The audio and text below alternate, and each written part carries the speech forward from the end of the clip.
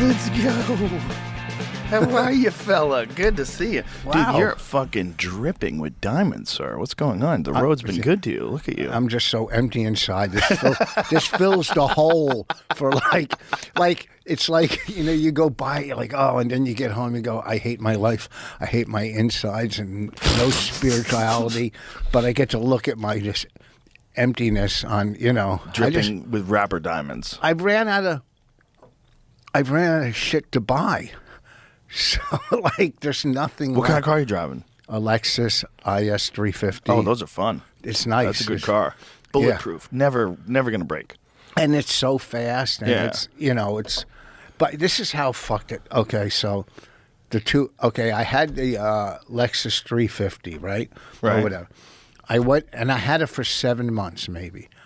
I went in to get it serviced, and I was kind of depressed, so I bought a different car. I said, this is fucked up. So I bought the IS 350. I had the other car for 7 fucking months. I go, you know what? That one looks cool. So I bought that, and then I went in to get it that service, and it was the exact same car a year later, but I liked the newer color, the newer gray. Oh. That gray, that whatever weird gray. Like a slate gray? Yeah, it's like, it looks good. I said, you know what, fuck, give me this car. So I traded. So you keep swapping them out? Yeah. They must love you. Yeah, I'm such a mooch. On one year of my wife's birthday, I bought myself a new car on her birthday. I bought a BMW on her birthday. I went, happy birthday. We could drive around in this. Oh, my God. I That mean, probably played off well. Fuck. I buy her cars. So, you know, So now I you buy get diamonds. bored easy. And it's because of, you know, in life, really, like, I see some of my friends doing arenas, doing this, doing that, but I have enough. I really have enough, but it's not enough. Do you know what I'm saying? Does that make sense? Yeah. I think for my career, not for my personal life. My personal life, I got 3 fucking great daughters, 3 grandkids, another one on the way. My 7-year-old is going to go to college, has pick of all kinds of schools, you know, good schools. I fucking, in 11th grade, I raised my hand to go to the bathroom, and I never came back. I just walked out like I'm a fucking idiot, you know. My past, and my kids all grew up. Okay, the older one married a black guy, but he's light skinned. But anyhow, the prettiest baby on the planet. So I have enough. But when it comes to career as a comic, and you know, there's one more fucking thing. Just one more thing. You know what I'm saying? I do know what you're saying. I don't know what it is. You know, I've had specials, not Netflix, but it's like I'm always doing the other club. Right. You know what I I'm see what you're saying? saying. I'm always, and I'm very blessed, and I love what I've achieved in this business, but it seems like it's always like, okay, I got a special on Amazon now, but it wasn't, Amazon didn't buy it. We placed it on that. You know what I'm saying? Mm-hmm. So there's always one little thing. When every pilot my wife and I have had together, or I've had, gets this close to getting picked up. You know, like I've heard some of the no's I've heard, they almost sounded like yeses. They were such good no's. I walked out and go, that was the best no today. That fucking no almost felt like a yes.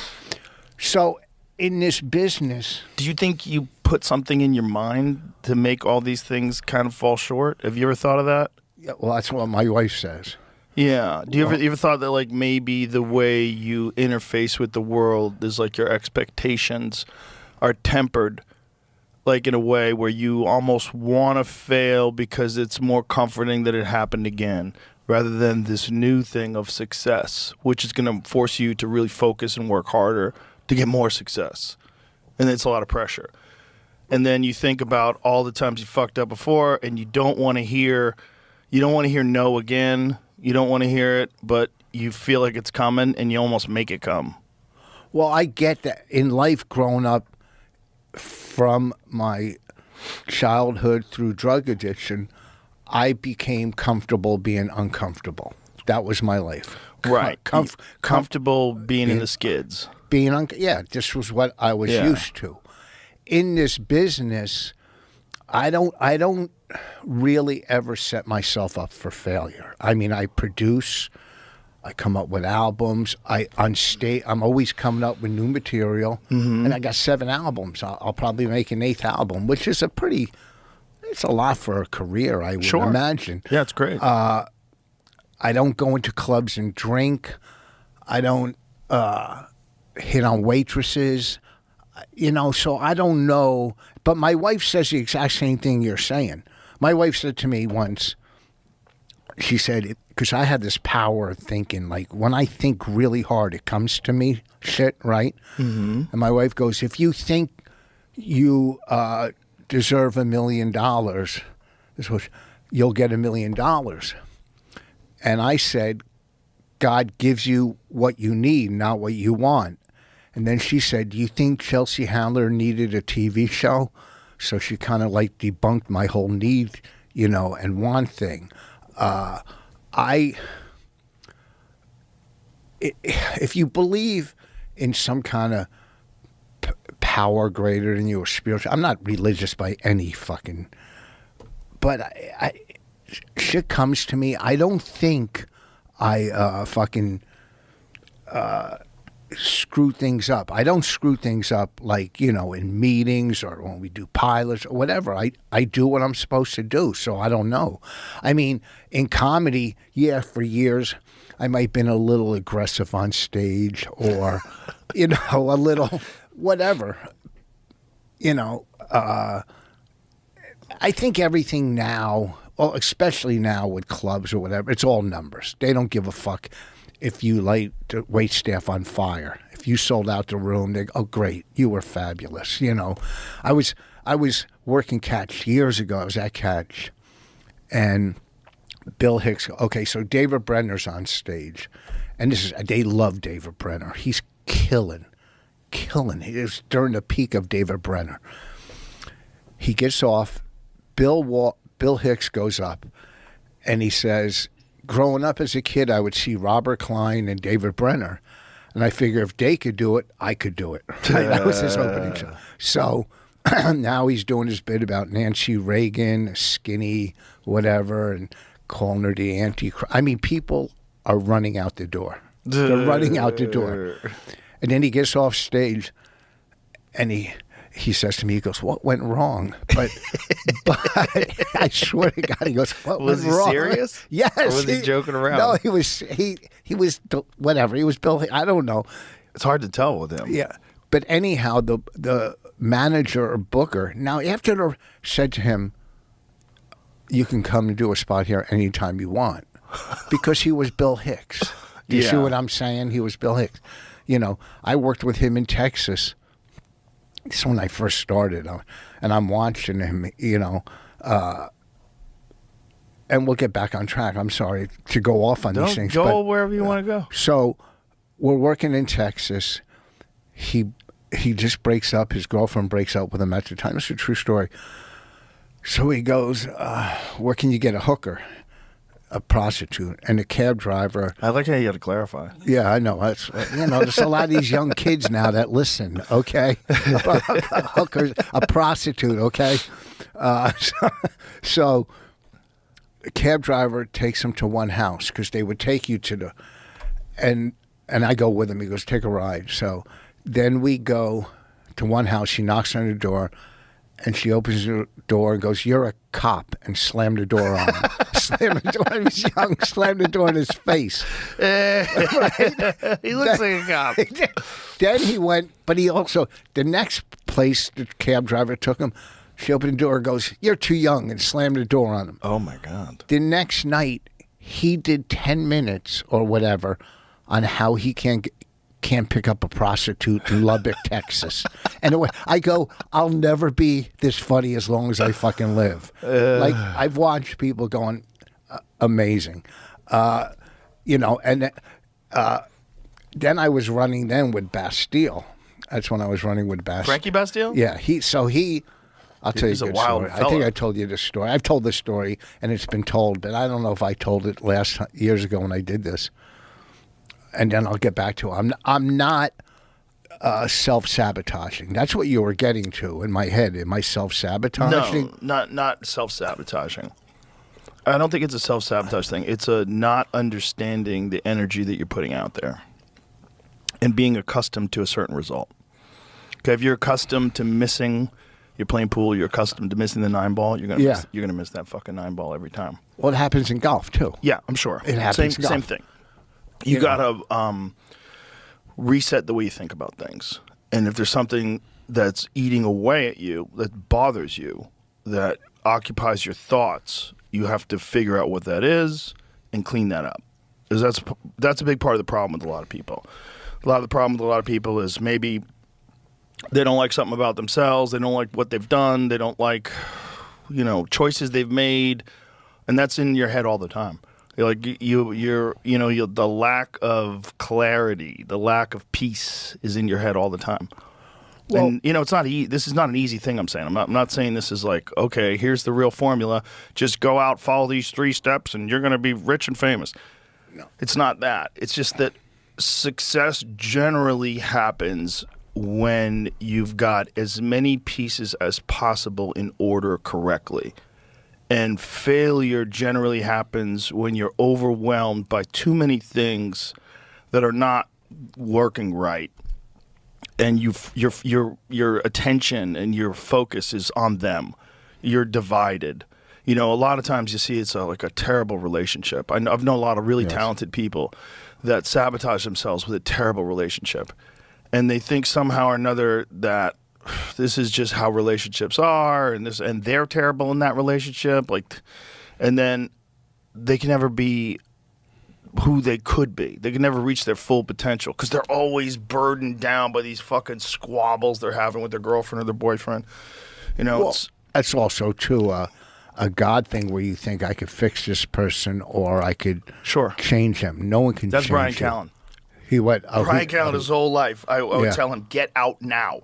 I would meet his girlfriend. I'd be like, get out now. I met one girl that he dated. I literally, within 5 seconds of saying hello to her, I go, come here. I pulled him aside.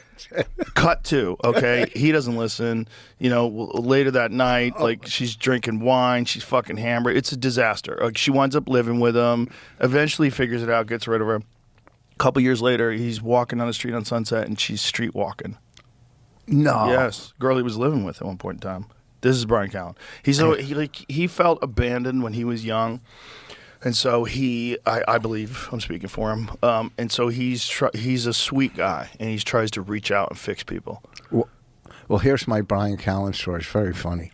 I was middling for him at Caroline's, which will never happen again because Caroline's is close. I'm middling for him. So I get off stage, and I'm single. This fucking smoking hot girl comes up to me, and she goes, come on, let's leave. Right? Now, I go, I got to sell my DVDs or CDs. I have to sell my DVDs or CDs after the show. I'm sitting there selling CDs, and I see Brian walk out with her right past me up the stairs. I fucked up, but maybe I didn't. Who knows? Well, you definitely didn't because Bonnie's awesome. No, I wasn't. It worked out for you in the long run. But you definitely should have left with her. No, I shouldn't have because that in life is where I was supposed to be at that time when I was there. Okay. I see what you're saying. You know what I mean? No, you're correct. Anything could happen. What if she's a nightmare and then you miss out on whatever $400, $500 you would have made selling DVDs? Oh, I didn't make that much. I never. 100, 100, even 100. No, now you're going to a nice restaurant and eating dinner. Who knows? Who knows? It's this whole negative thing with my. And this isn't ego by any stretch when I say stuff like this, and. My wife's, I know I've earned respect from my peers. I know it because I've done definitely it have. from from white to black comics that most white comics don't even know. You know what I mean? You know, Well, you did a lot of those rooms I did back all. in the day. Yeah, I ended all those TV shows. I Yep. did them all. Yep. You know, please, I started black comedy. So, okay, you can only hold a white man down so long. So, and like, I think in life, I'm more about respect than accomplishment. Do you see what I'm right. saying? So you more about the respect from your peers. Not only my peers, the industry too, though. The industry doesn't know. Like, say some club owner, let's say a club owner. Mm-hmm. They're not sitting in the room watching your shows. All they care about are the fucking numbers that come in. They don't. I had a club owner once. I said to him, and you're lucky, you're way out of that, but I'm in that. So I said to a club owner once, I said, look, I'm as funny as I've ever been right now in life. He goes, that doesn't fucking matter. What does that matter? And it's all a quick fix. You know? Right, they just want to sell tickets. Sell ticket, and I get it. They got to keep the doors open, but Well, that's the weird marriage between the club owner and the comic. You know, I used to tell comics, you know, we're not. Every comic feels like they're battling it with club owners. Like the club owner's never giving them enough money. The club owner's fucking them over. Lied about it being sold out. It was definitely sold out. I want my bonus. That kind of shit. yeah, You don't want to be a club owner. You don't.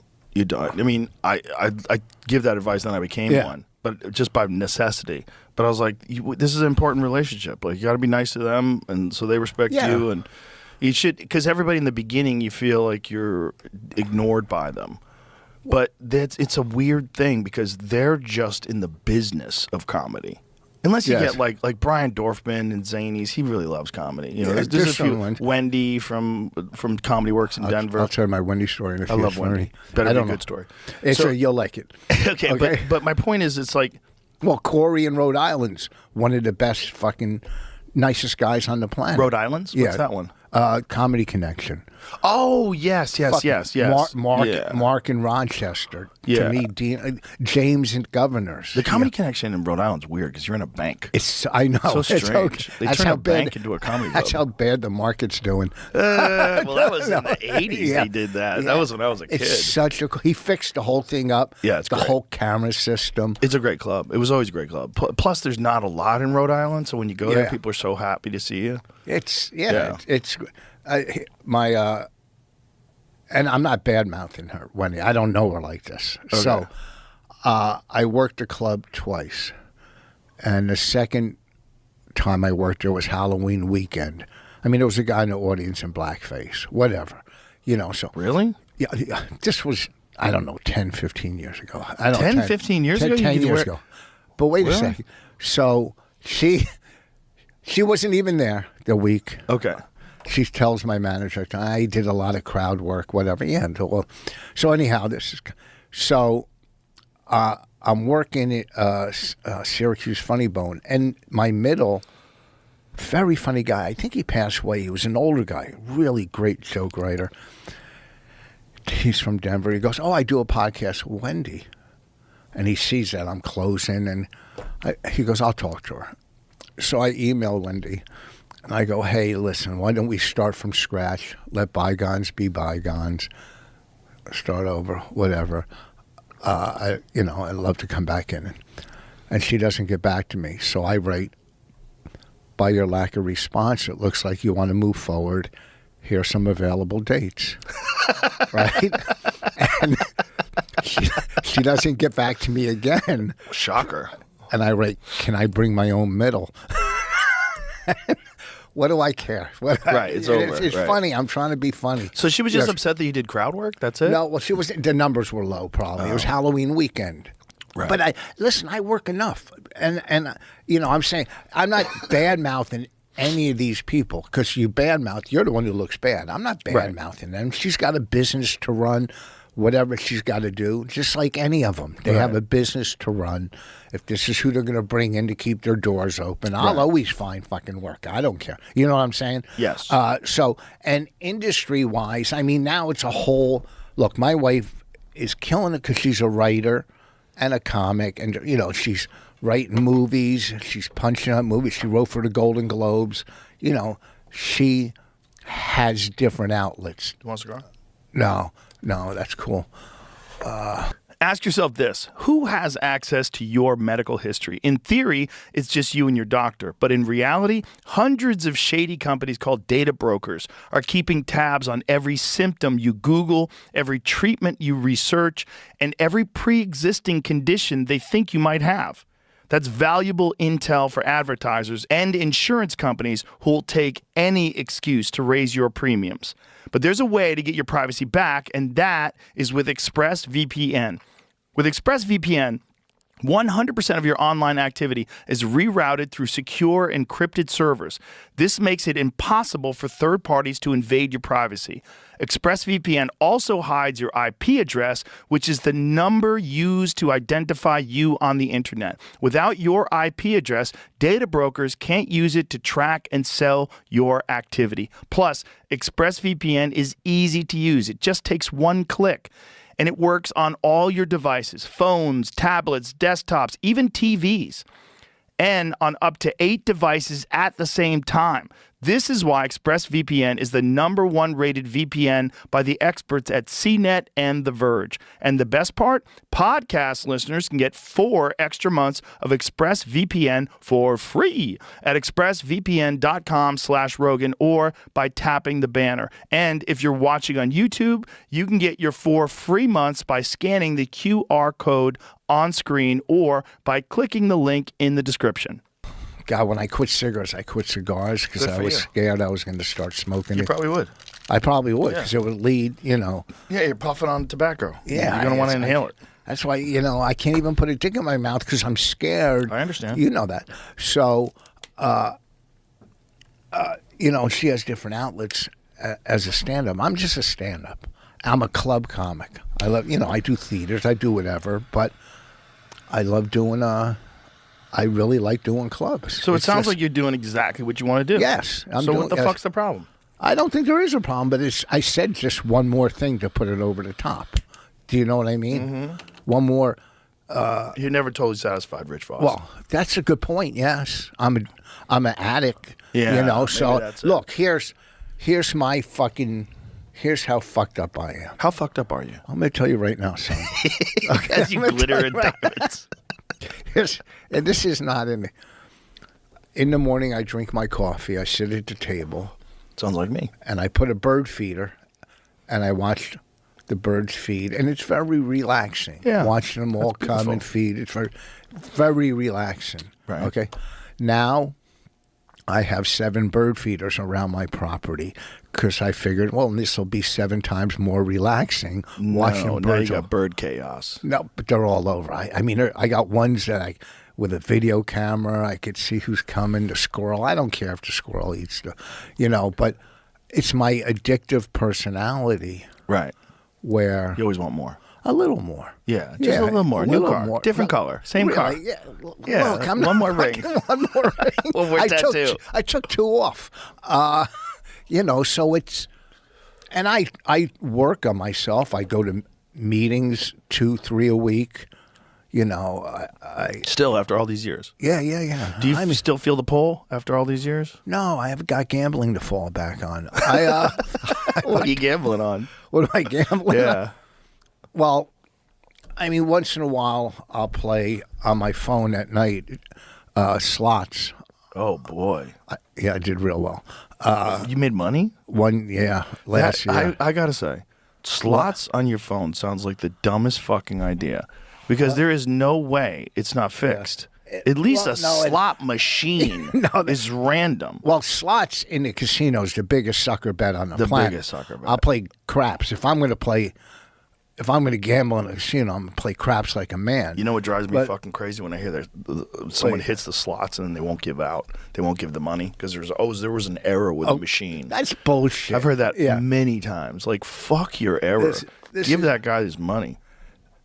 This is what I won last year on slots. Let me see this. Really? Yeah. Really? Yeah. I got How'd you lucky. do that? 2 jackpots. Wow. But now I keep playing, think I'll get more. Dude. Think I'll hit the big one. Yeah, But- well, that's how they get you. yeah. I mean, okay. I have a friend who's very wealthy and is a fucking degenerate gamble. Dana White from the UFC. Oh, yeah. Oh, I see the videos. Degenerate. He's a nut.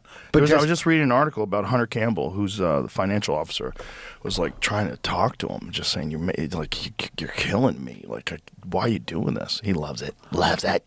It's there's shit that goes off in your head. Even when you lose, you're like, I mean, Makes you feel like you're alive. Something's happening. I was in exciting. Vegas, and I walked to the table with $300, crap table, and it's me, and the whole table is. I mean, I held the dice for almost an hour. 300, I turned into 5,000. The table's going nuts. I'm winning everybody. Formula and diapers at the table. They're fucking yelling cat with a hat. And it's just such a, and then for the rest of the week, I didn't gamble again because I go, I can't follow that. I'm not going to be able to do that again. So it's not like I'm obsessed with it. Numbers I am kind of, but I've been to casinos and worked for 3-4 days and not even played. But when I do, it's like me, my wife and I were in Canada and we went to a casino. I go, well, let me go back to the hotel and put my credit cards and money there. And she goes, you can't go into a casino with all your money and credit cards. I go, How does she ask that question? She knows you. yeah, I know. She but- should know you can't. She's fucking with you. Yeah, well, she knows you can't. Yeah, but she does. She should say good for you. Yeah, that's a good point. Yeah, she should say good for you. That's smart. But she didn't know me when I was an addict. Oh. She never saw me when I was out there. Yeah, but I guess I did. I knew you when you were an addict. But Yeah. But you cleaned up nice. You really did. You figured it out well. You really did. So like she should know that. Yeah. Not to go to the Be a little bit casino more with. supportive. That's what I'm about trying to say. How about that, Bonnie? You know what? That's what I'm trying to say.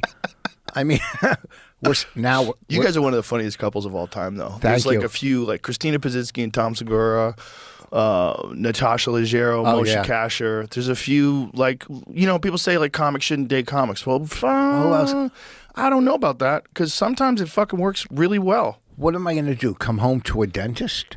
And Right. for me, Right. we really come together when we find the same enemy and the same person we could trash. Yeah. Or we talk comedy, we make each other laugh. Yeah, we fight and have all the fucking, we're a course. married couple. And your comics. Yeah, and we're so to So be you're talking shit. well to be a male comic, you got to be fucked up.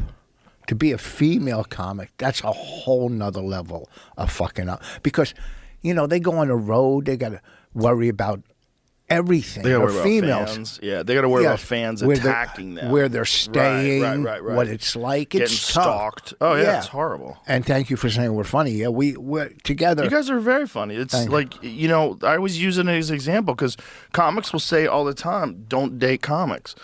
And I'm like, I don't know about that.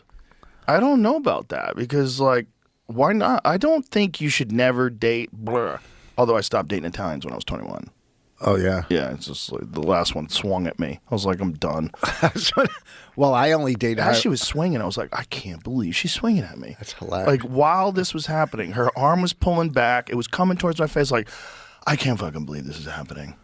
Well, I only date Irish. Like I can't afford a Jew broad, so I went fucking Irish. I'd rather go to fucking Marshalls than Barney's. Well, also, like, you probably. Well, the thing about Jewish women, the stereotype is that they're very controlling. Yes. They're it's like how the mom is. It's like you take that role of like the mom of the house, then your wife becomes your mom. That's the stereotype. Yeah. I'm not saying it's It's- always that way. A little naggy. A little naggy. Yeah. And I mean, look, fucking Bonnie grew up on a farm killing chickens. Perfect. She's fucking. She's good for the like when the revelation comes. And not only that, I have running water. They had they slept on the floor. She grew up like I did, Yeah. poor. Right. And we started dating.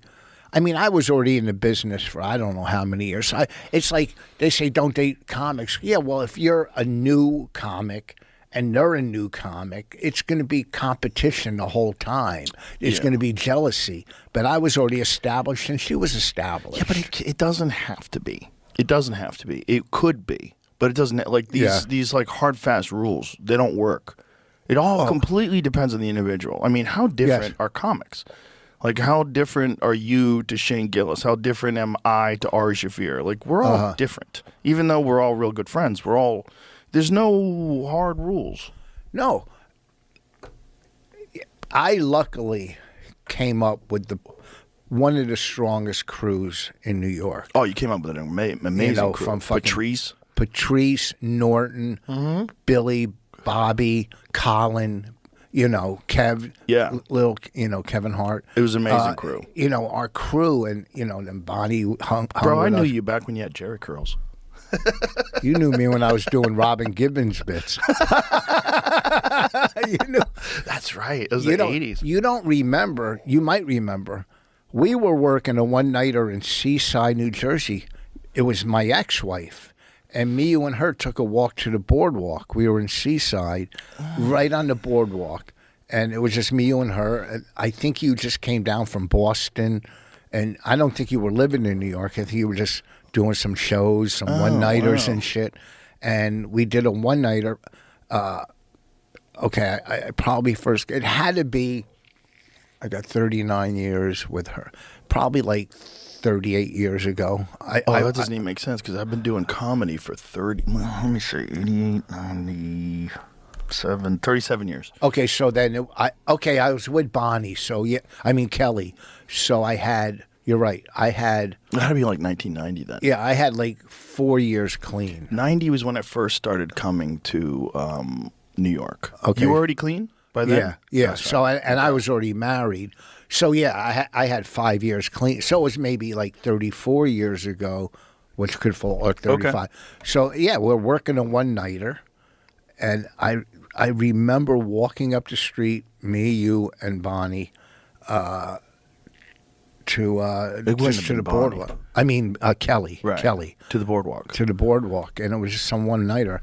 And then I don't know if we ever worked again together. Oh well, Dangerfields. We did some. We stuff did at Caroline's Dangerfields. together too. I remember Yeah. doing Caroline's with you.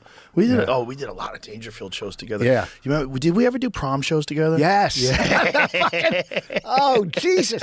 And those. People should know what prom shows are. So New York has a very weird thing where they take kids from like Staten Island and Brooklyn, and they bring them in fucking buses to Dangerfields, and the show would run from like 7 p.m. till 5 in the morning.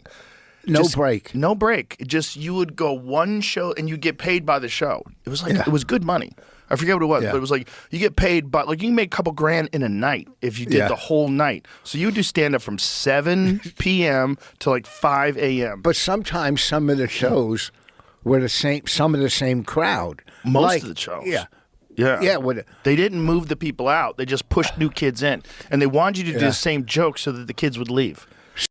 It's the best time to be a basketball fan. All the thrills and playoff drama. Done sitting in the sideline and ready to win some real cash? Well, check out Pick 6 from DraftKings. When it comes to basketball playoffs, DraftKings Pick 6 posterizes the competition, including prize picks. When you hit all your picks, you'll score higher minimum payouts on Pick 6 than flex plays on prize picks. And best of all, you'll win even more cash if you outscore the competition. Track your picks for a shot at huge cash prizes. That's all there is to it. Pick 6 is available in most states, including Missouri, California, Texas, Georgia, and more. Don't settle for a smaller payout. Switch to Pick 6 and cash in your basketball knowledge. New players get 50 in Pick 6 credits instantly on just a $5 entry. Basketball playoffs are here. Cash in with Pick 6 from DraftKings. Download the DraftKings Pick 6 app now and use the code ROGAN. That's code ROGAN for new customers to play. $5, get $50 in Pick 6 credits. Better payouts, bigger wins, only with Pick 6 from DraftKings. The crown is yours. Gambling problem? Call 1-800-GAMBLER. Help is available for problem gambling. Call 888-789-7777 or visit ccpg.org in Connecticut. Must be 18 and over. Age and eligibility restrictions vary by jurisdiction. Pick 6 not available everywhere, including New York and Ontario. Void where prohibited. 1 per new customer. Bonus awarded as non-withdrawable Pick 6 credits that expire in 14 days. Limited time offer. See terms at pick6.draftkings.com/promos. So we were doing proms at Dangerfields, and this is all young kids and getting ready to go to college. And Rodney goes on.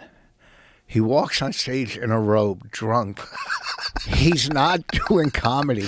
He's bumming the crowd. He's talking about his divorce or death. Oh, no. And all these kids are they're all looking at him like the jury from My Cousin Vinny when they were looking at the stuttering lawyer. Their eyes were just going, what is going on with this man? Wow. Right? And it was the most depressed. And then I think Brian Regan had to follow him. And the fact, I mean, if you look at your career and some of mine and Brian Regan, we were doing prom shows. Yeah. There was a contest at Rascals, and I think the winner got to do comedy on a plane. Right? That was back when they smoked on planes. Yeah. And I think John Stewart was one of the contestants. Like I remember doing some, or else it was a Johnny Walker competition. I was there. It was like me, John Stewart, Jim Gaffigan, to do some Johnny Walker tour. I don't fucking know, whatever the contest was. But it was all these contests. But you would see, look, I worked fucking clubs. Here, I was working one club once, and after the show, it was in Scranton, PA at a Holiday Inn, me and another comic. After the show, the owner brings us in the back room and pulls out a gigantic bag of Coke and says, "Do you want Coke or money?" And I took the Coke. And the guy who took the money is Adam Sandler. And look where he is. And look where I am. Adam Sandler took the money. And he opened up. He was a guitar comic. And he opened up. That was a Nick's Comedy Stop thing, Coke or Money. Oh, yeah. I worked in Boston. there. Did they offer you Coke or Money back then? I don't. And I was getting high because when I first started comedy, somehow they, what was his name? Dominic and Jackie Gateman or something. Yes. They liked me for some reason. And I stunk, but they would give me spots at Nick's, and I would get either money or. But I would buy Coke from Mike, the drug dealer that the Colombians killed. He was their Coke dealer up there. I would stay behind the connection at the Milner Hotel, which was all prostitutes and drug addicts, right? And, I would go up there, and Nick's was giving me shows upstairs, downstairs. So the last time I was up in Boston, I did Springfield, Mass. and Westfield, Mass. 252 Elm and some other Norm LaFoe shit. And Norm LaFoe, Western Massachusetts. Yes. So then I went to Nick's. I go, I'm not spending my money on drugs. I'm coming home with fucking money, right? So I'm working this place called Plums in Worcester. And this waitress, fucking smoking hot. After the show, because I did some Coke bits, she goes, "You do Coke?" I go, "Yeah." I go. Do you know where I can get any Coke? And we couldn't get any Coke in Boston. We drove from Boston. I went back to New York, bought a bunch of crack. We got a hotel, smoked all night. We had sex, this and that. And it was Saturday night. And I'm 40 minutes from home. And I have one more show in Boston on a Sunday. And I have to drive her all the way back to Boston. No money left, maybe $10 or $20. Just enough to get back to Boston, do my show. Luggage in a fucking paper bag. We stop on the way up in Hartford. We try to buy Coke or heroin, and we got ripped off. She's crying because she's going to lose her job. Fucking blood started pouring out of my nose as we're driving, just pouring out. I'm like, oh, Jesus Christ. I swear to God, right? right? Well, and then she goes, my sister wants an ounce of Coke. So I was going to set her up and rip her off and, Oh boy. get a free ounce of Coke. Well, anyhow, 2 weeks later, I end up in rehab. That was my bottom. That fucking trip to Boston. I end up in rehab. And about a year or two later, I'm working Fort Lauderdale, and her sister's there with her boyfriend who's the size of a fucking house. So if I did rip her off, I would have gotten fucking the shit killed, beaten out of me. What are the odds? So that last trip to Boston, and I spent all the money I wasn't going to spend, but this girl was fucking hot, Then I came out of rehab, and I think I had like a month or 2 months clean, and I'm working Daytona Beach. This fucking where I don't know. I had bad teeth, fucking Jerry curl, and my wife says this. She saw videos of me from Rouse, and she goes, "You're such a mess, but you had so much confidence." And girls like confidence, right? Because I would be on stage, fucking rotten teeth and fucking grease dripping out of my hair. So I fucking mess. I look like a fucking rat. And this hot waitress in Daytona, we go back to her place. And I'm making out with her, and something tastes funny. I go, what? And she pulls out a bag of Coke. And I had like a month clean, 2 months. I go, I can't do that. I got to get out of here. I mean, I fucked her, but then I left real quick, and it was scary. So you never bounced back? You never went back to drugs? No. That's amazing. 39 years ago. That's incredible. No. You had one fall off, and you're like, I'm done. Well, I mean, here's, for me now, and, as the years accumulated, I was working, I was saving money, I was buying.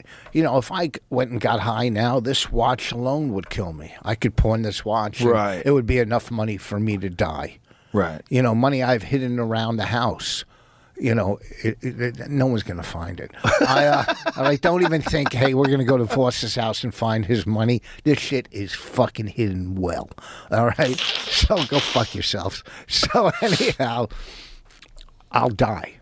There's no, look, for a year, and I got to get back on track, I stopped eating, not keto, but cut back on carbs, sugar. I did real well for a year. I mean, I was fucking ripping up again. And for my age, and it's harder my daughter comes upstairs and goes, oh, I made homemade chocolate chip cookies. I go, oh, give me one. Well, the seventh cookie I had to throw in the garbage. The seventh one, I go, I got to stop. So that's how my fucking mind is. There's no one time. What the fuck? I play golf and guys are drinking a beer. I go, what the fuck are you doing? We like to taste. Fuck off. Gatorade tastes good. You drink to get drunk. What are you drinking a beer? And it's just, and then on stage, if I go, I quit, someone goes, quitter, shut the fuck up. You're here having wine coolers, bitch. Sell your mother's car to get high. Go fuck yourself. Wow. You don't know anything about getting high. Ooh, you're quitter. fighting with people who aren't even here. I know. I'm just telling you strange. how.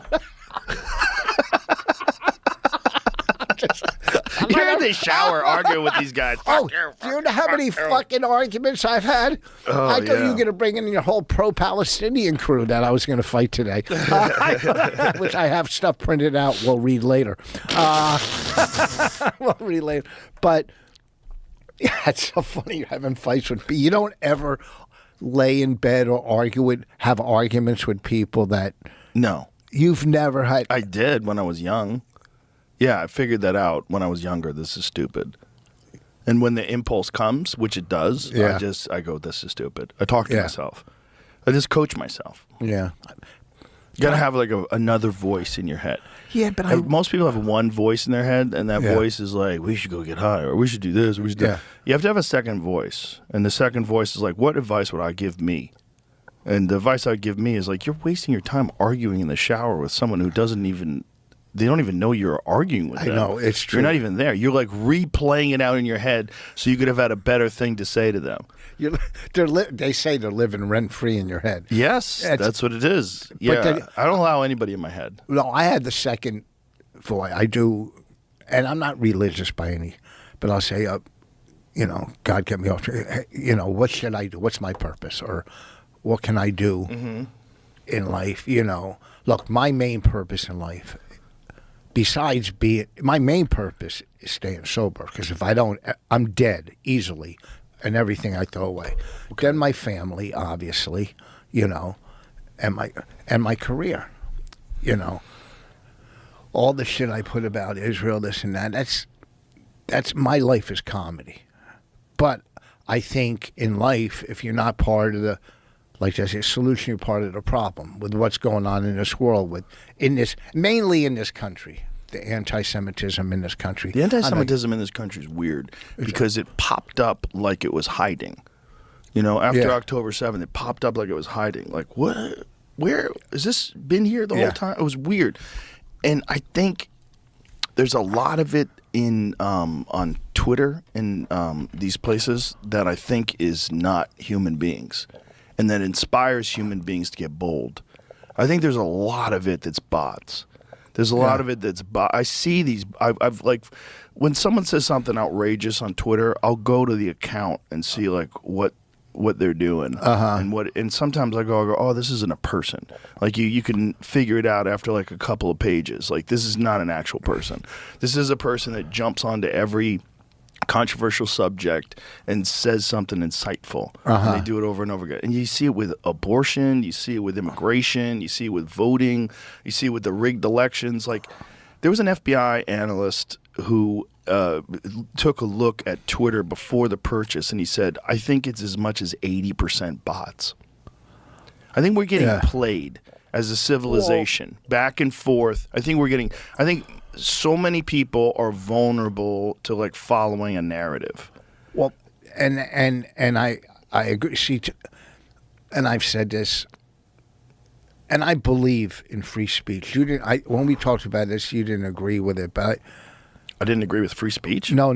What I said about the internet, that some people in life use that shouldn't have a platform in life because they're nuts. They're nuts. Like if you had someone in the audience that's nuts, you're gonna take them out. You're gonna get rid of them. Right, but that's the difference between an audience and the internet is you don't have to engage with the nuts. Okay, but there's people that are following these nuts. Okay, you take whatever's going on in the Middle East, whatever side you're on, Israel, Palestine, whatever. Why are college campuses letting this happen on campus where Jews can't go to class, where they're being harassed, where they feel threatened? Well, a lot of that stuff is funded. Yeah, it's funded by Qatar or whatever.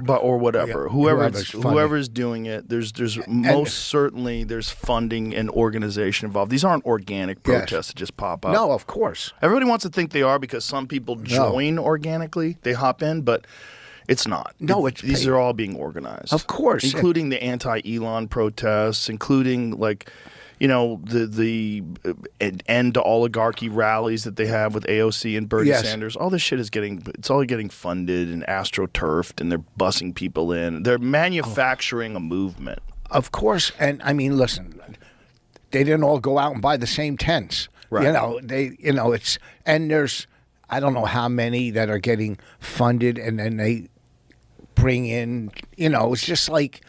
The tents are crazy. We're going to camp out for Palestine. Okay. Yeah, it's just like, I don't want to get into the 80s and foreclosures on farms, Farm Aid. When banks were foreclosing on farms, Jews were going, look, the Jews are foreclosing on our farm, the Jewish bankers, and they weren't even the bankers doing it. It was the WASP bankers. Jews barely worked at Chase Manhattan in the early 80s or 70s. So, but they blame the Jews. But they blame because it's easy to go after, that. So throughout the Midwest or the South, it's easier to build up hatred or a group to go after a smaller group going, hey, these people are closing on your farms. These are the people that are doing it. And these people don't have the knowledge, and the hate just grows and grows from generation to generation. Right. Does that make sense? Yes. So, same with, you know, look, I got shit I printed out. Is I'll show it later, maybe. I don't know. I mean, listen, I'm a comic, but I really, you see what I post sometimes. I post some shit, and it's not. I'm not anti. I'm not anti. You're pro-Israel. I'm just pro-Israel. You're pro-Jew. I'm pro-Jew in this country, and I'm not religious by any stretch. I don't fucking.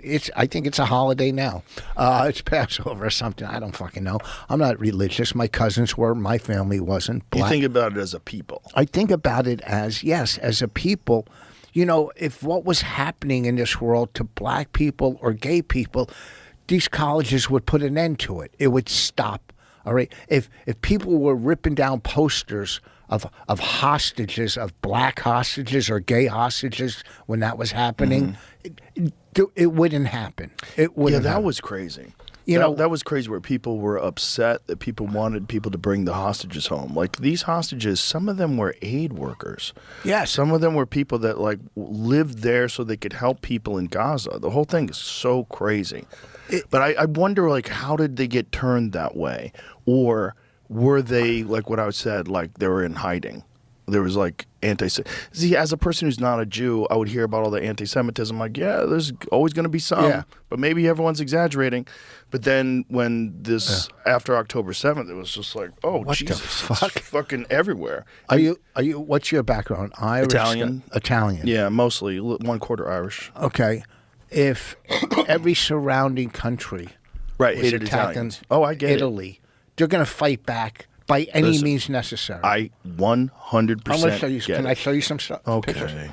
Now we don't have to do it. We can talk. I don't know.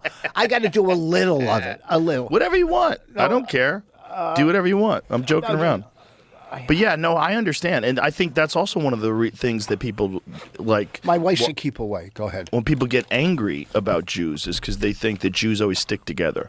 And they like Jews above all else. And then it's like, hey, fuck those people. You know, there's like that walled garden approach, you know. If the Jew, What do you got there? You got a manila envelope like you're in fucking court. Look at this. Relax. I come What do you prepared. got? Charts? Yeah. Well, here's. Did you bring graphs? What's that first page? Is that a photo of Israel? What is it? You got a map? You brought maps? Look at it. He Look at brought the shit. yellow. He brought maps for me. Look at This is look the at size dumbest of- shit I've ever No, seen from wait you. till Look at the dot. Look at the size of Israel. Yeah, it's very small. Look at who they're surrounded by. Yeah, they're surrounded by a bunch of Muslims. All right. Not a good spot to be if you're a Jew. So would They should have probably moved to a different spot. they should have. It's like, you know what I mean? No, It's I like got other better stuff. I just start off with the weaker stuff. if you're a black guy, you move into a KKK neighborhood. That's like you're gonna have problems. Yeah, I mean, so It is kinda crazy. Wouldn't you think, by any means necessary, they're going to do what they fucking have to do to survive? Yes, I totally Okay. think they would, and I understand that aspect of it. Is that your phone? Yeah, I got to turn it on. dare you. Sorry, How my dare you. wife. I don't know how she got my number. Start the car. It is crazy when you look at the map. It's not just that they're surrounded, but they're surrounded by everyone. It's all Everyone. enormous countries. I mean, look, All the way up. It's interesting. You go down Saudi Arabia, at the end of it, you forget. Oh, it's Ethiopia's right there. and then I mean, Turkey hates Israel. Fucking Mm-hmm. Iran, they're being attacked by 4 or 5 different nations at Mm-hmm. once, and everybody's going, well, they're committing genocide. First of all, those numbers are coming from Hamas. Where do you think those numbers are coming from? Okay, but the drone footage isn't coming from Hamas. The drone footage is real. Like if you cover like Gaza with a drone, there's nothing left. It's pretty nuts.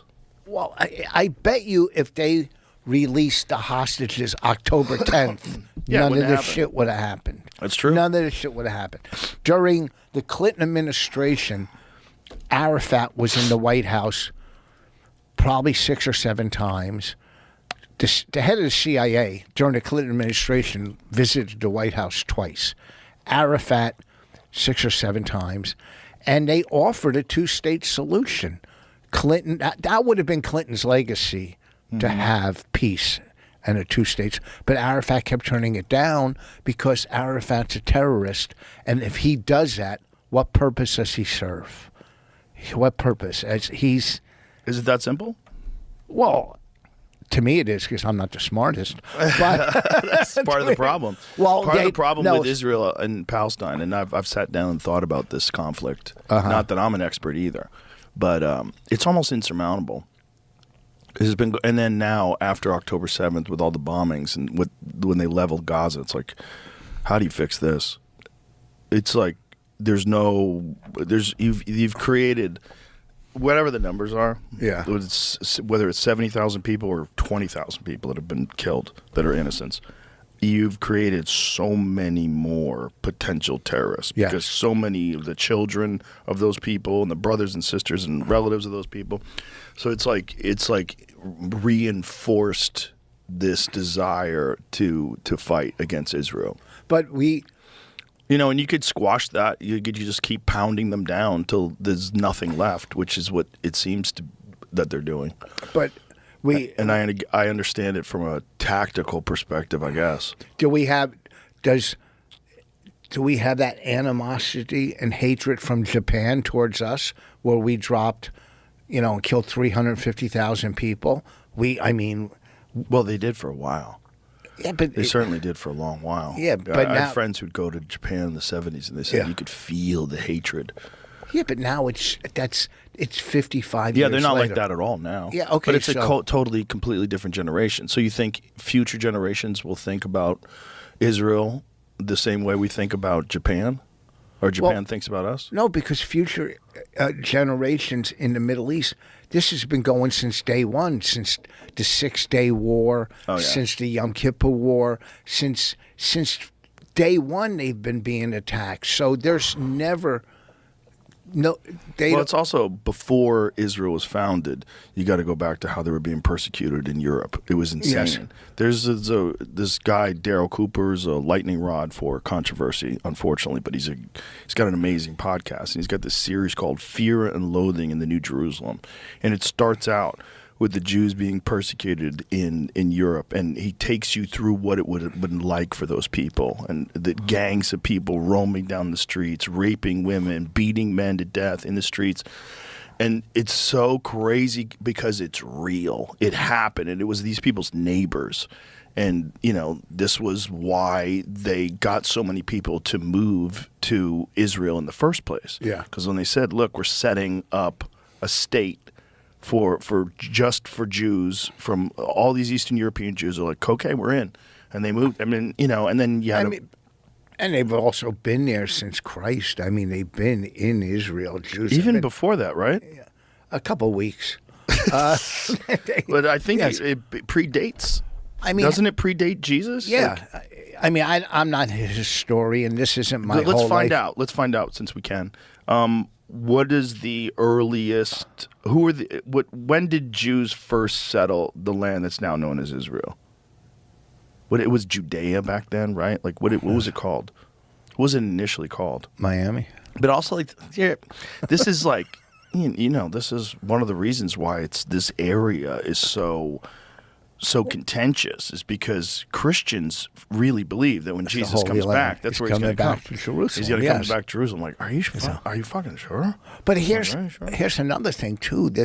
And I'm not. Listen, I've worked. I'm not going to be that guy. Oh, I had a Muslim friend. There we go. Listen, Jews have been a history in the land of Israel, their presence dating back to the second millennial BCE. Okay, settling in the area around 1250 BCE. So that predates Jesus by 1,250 years. It's funny they call it before current era. Yeah. Like, current era is not 2,000 years ago. Just say before Jesus, you motherfuckers. that's what I say. Second millennial BCE, the Israelites, considered to be the ancestors of the Jewish people, emerged as an outgrowth of the southern Canaanites. The Israelites entered Canaan in 1250 BCE, settling the hill country in the south. 10th century BCE, two Israelite kingdoms, northern kingdom of Israel and the southern kingdom of Judah emerged. The kingdom of Israel was conquered by the Neo-Assyrian Empire in 722 BCE. And in 586 BCE, the kingdom of Judah was conquered by the Neo-Babylonian Empire. 538 BC, the Persian Cyrus the Great ended the Babylonian exile, and the Jews returned to their homeland. So they've been there since 538 BCE, started at 1250 BC, so they were there before anybody. Yeah. The Romans destroyed the Second Temple of Jerusalem in 70 current era, leading to the Jewish diaspora. Wow. Crazy fucking history of controversy in that one place. 48, the State of Israel was established. Many Holocaust survivors welcomed it as a homeland. Yeah, in 48, and since then, they've been at war. And so they started settling. Another wave of Jews started coming in 1904, from 1904 to 1914. So, Yeah. before 538 BCE. Yeah, but the problem is, like, we're Palestinians there, and like, what are they don't even have a country. If you've got people that are right next to you that don't even have a country, they don't have. You know, what do they do if they're ruled by Hamas? How do they fight back? Like, they are protesting in the streets now. They but are guess what? against Hamas. Yeah, they are. They get executed. Did you just see that? Yes. The big protest? I just saw that. Thousands and thousands of courageous people protesting in the street. It's They're like, we don't want any more of this. Stop. Well, look what happened. They got.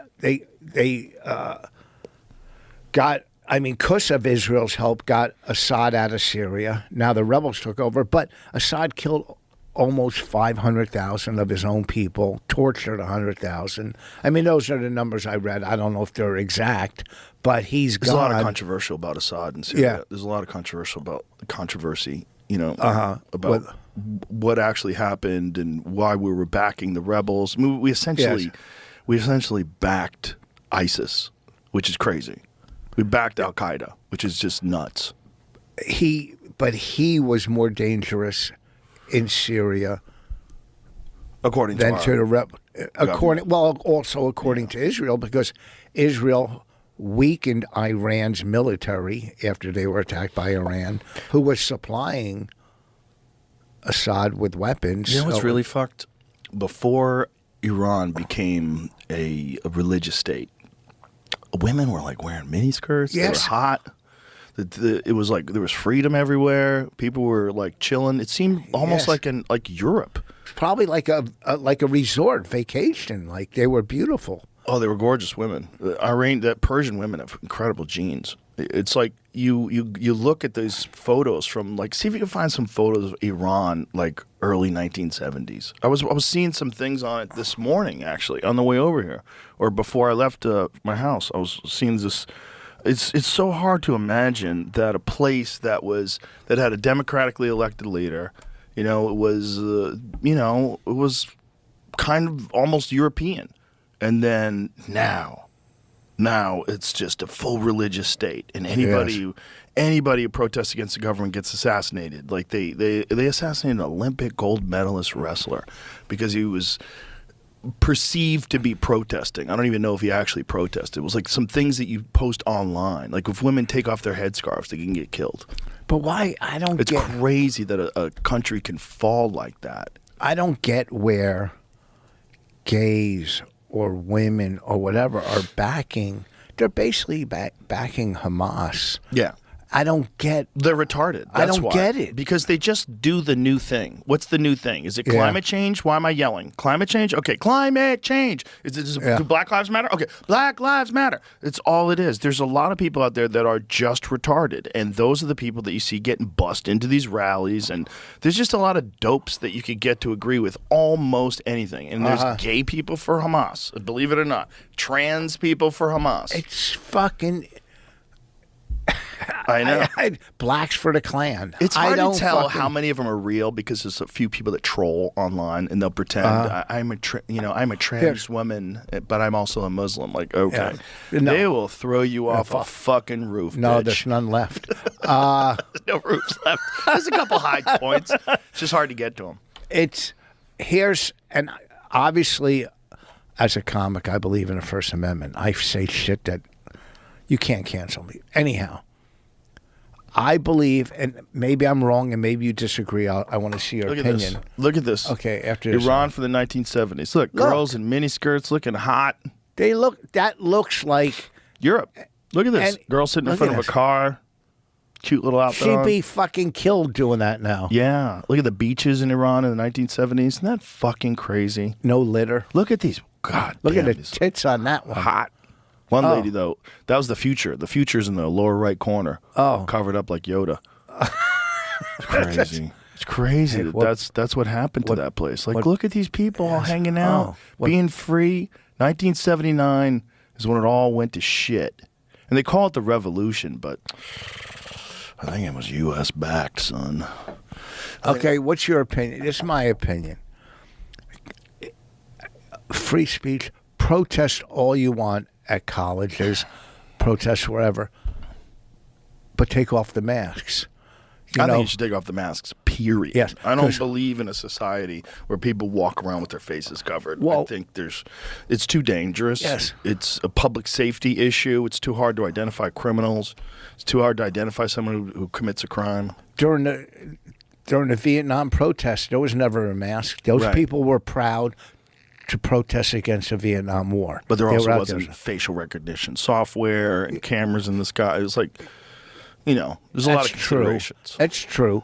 But now they're hiding and they're committing, to me, some crimes on campus. I think, Well, they're certainly doing a lot of things they shouldn't be allowed to do, like Yeah. disrupting classes and screaming at professors. And, yes, and it's organized. yeah, it's organized. And people join in because they just join. They want to be, A like part I of the said, group. and Yeah. there's a lot of people in this world. There's leaders and there's followers. There's and there's a a lot lot of of followers. followers. More followers yes, than leaders. in the world. Yeah. So we'll get off of this because I know it kind of, but I just Oh, you want wanted your to map back? No, I have other things in there. I have other good points in there. Okay? It is a You good know, point though, but it's yes. like when you have people that are bitter enemies like this, like these Yeah. kind of conflicts take thousands of years to work through, and in the case of Israel, it's still It's it not- is thousands of years old. It's look, how are they gonna win anything through the UN when there's 22, 23 Arab countries in the UN and Israel? So everything's going to be voted against Yeah, Israel. They're 22, 23 fucking Arab. Like I said, this I can't solve or whatever. Is it unfair? Is it whatever? My concern is what's going on in this country. That's my main concern. My daughter's going to college. I don't want her to go to a college where she feels scared to go to class. Right. Where she feels threatened just to be who she is. tell her to go to college in Texas. Yeah, I know. That's what I Yeah. want her to go to.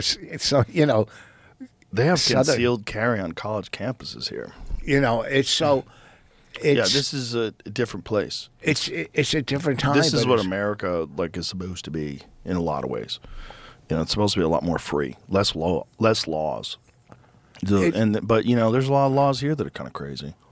The abortion thing, the 6-week thing, is most women don't even know they're pregnant that quickly.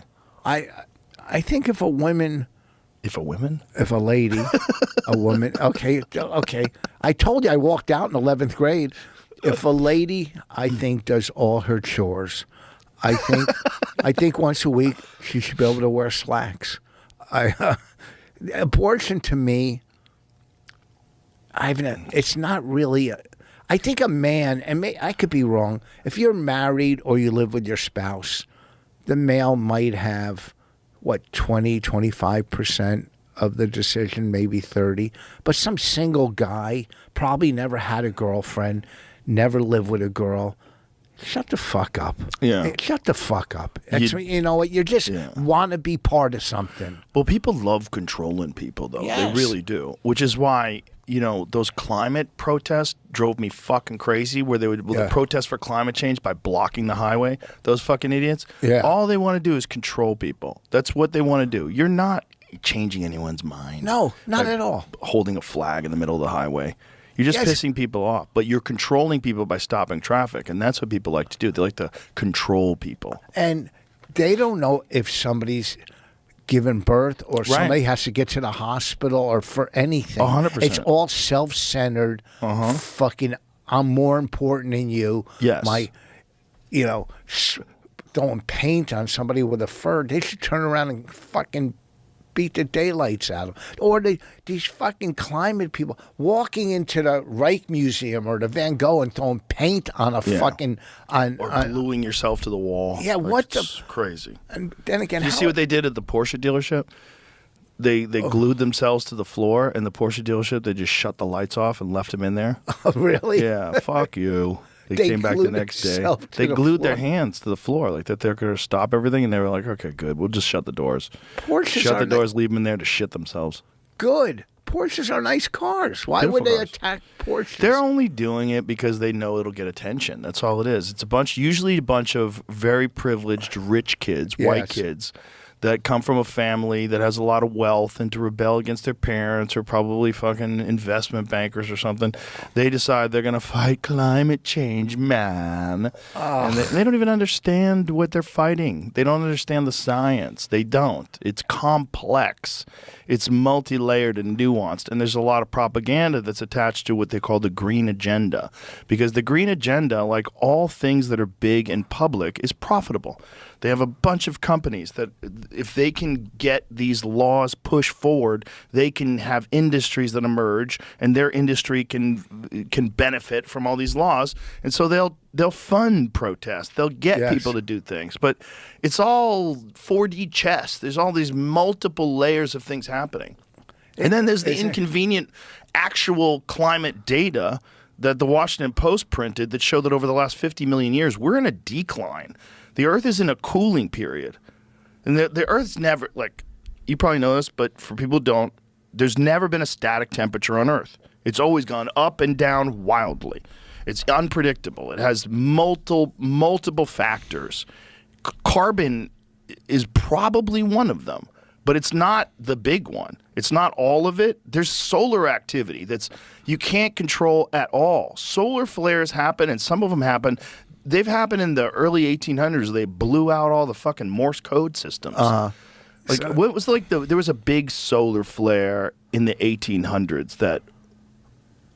See if you can find that. Like, but they could blow out the power grid easy, kill all the satellites easy. What carbon is food for plants. It's the dumbest fucking thing to protest against. Pollution is a giant issue. Yeah, do we have an impact on the weather? I'm sure we do. We have an impact on fucking everything. But CO2, net zero, all this shit, this is nonsense. Carrington event. Most intense geomagnetic storm recorded history, peaking on 1 to 2 September 1859 during a solar cycle 10, created strong auroral displays that reported globally and caused sparking and even fires in telegraph stations. The geomagnetic storm was most likely the result of a coronal mass ejection from the sun colliding with Earth's magnetosphere. So if we have some of those in the future, it could do anything. Let's see. A geomagnetic storm of this magnitude occurring today has the potential to cause widespread electrical disruptions, blackouts, and damage to the electrical power grid. We've got real problems. And you're not going to solve it with electric cars. You're just not. You're not going to solve it with windmills. No, look, if you drive up the Jersey Turnpike or anywhere, and the factories and the lights and all the smoke and all that shit, just everything, all right, me turning off my light bulb is not going to make a fucking difference compared. Particularly when you look at the emissions that come from China. Yes. China is an enormous contributor to carbon emissions, and not just carbon emissions, but pollutants, particulates. They're not stopping. They built 200 new coal plants.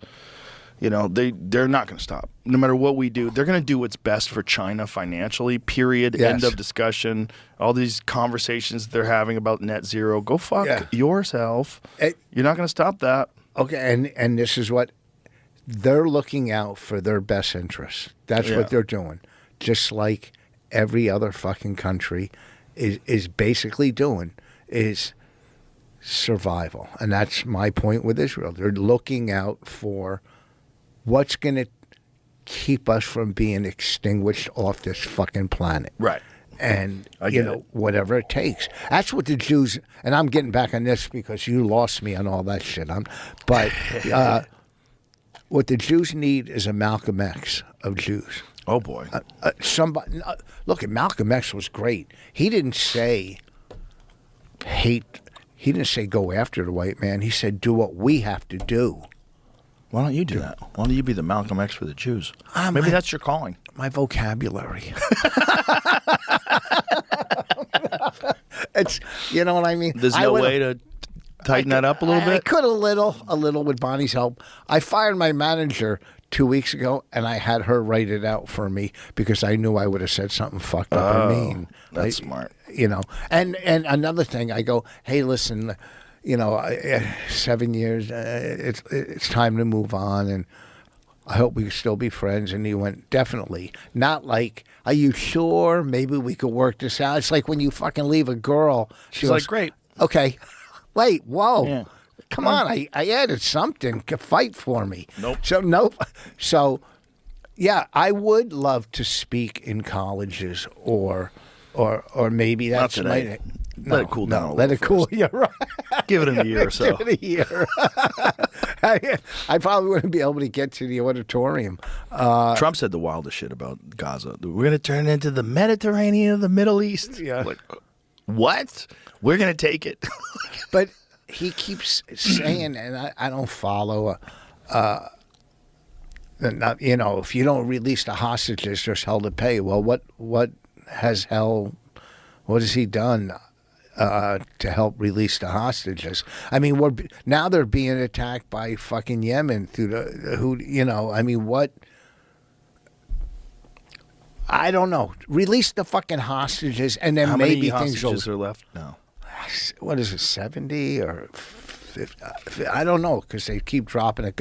You know, 4 hostages for 1,000 prisoners or whatever. You know, I mean, Is that what they're doing? Whatever. It's a trade-off. How many prisoners they got to give them for a hostage, and you know this would have never went on in this. We would not have put up for. I mean, we did with Carter with the The 200. Iranian hostages. Yeah, 200. They were there for what?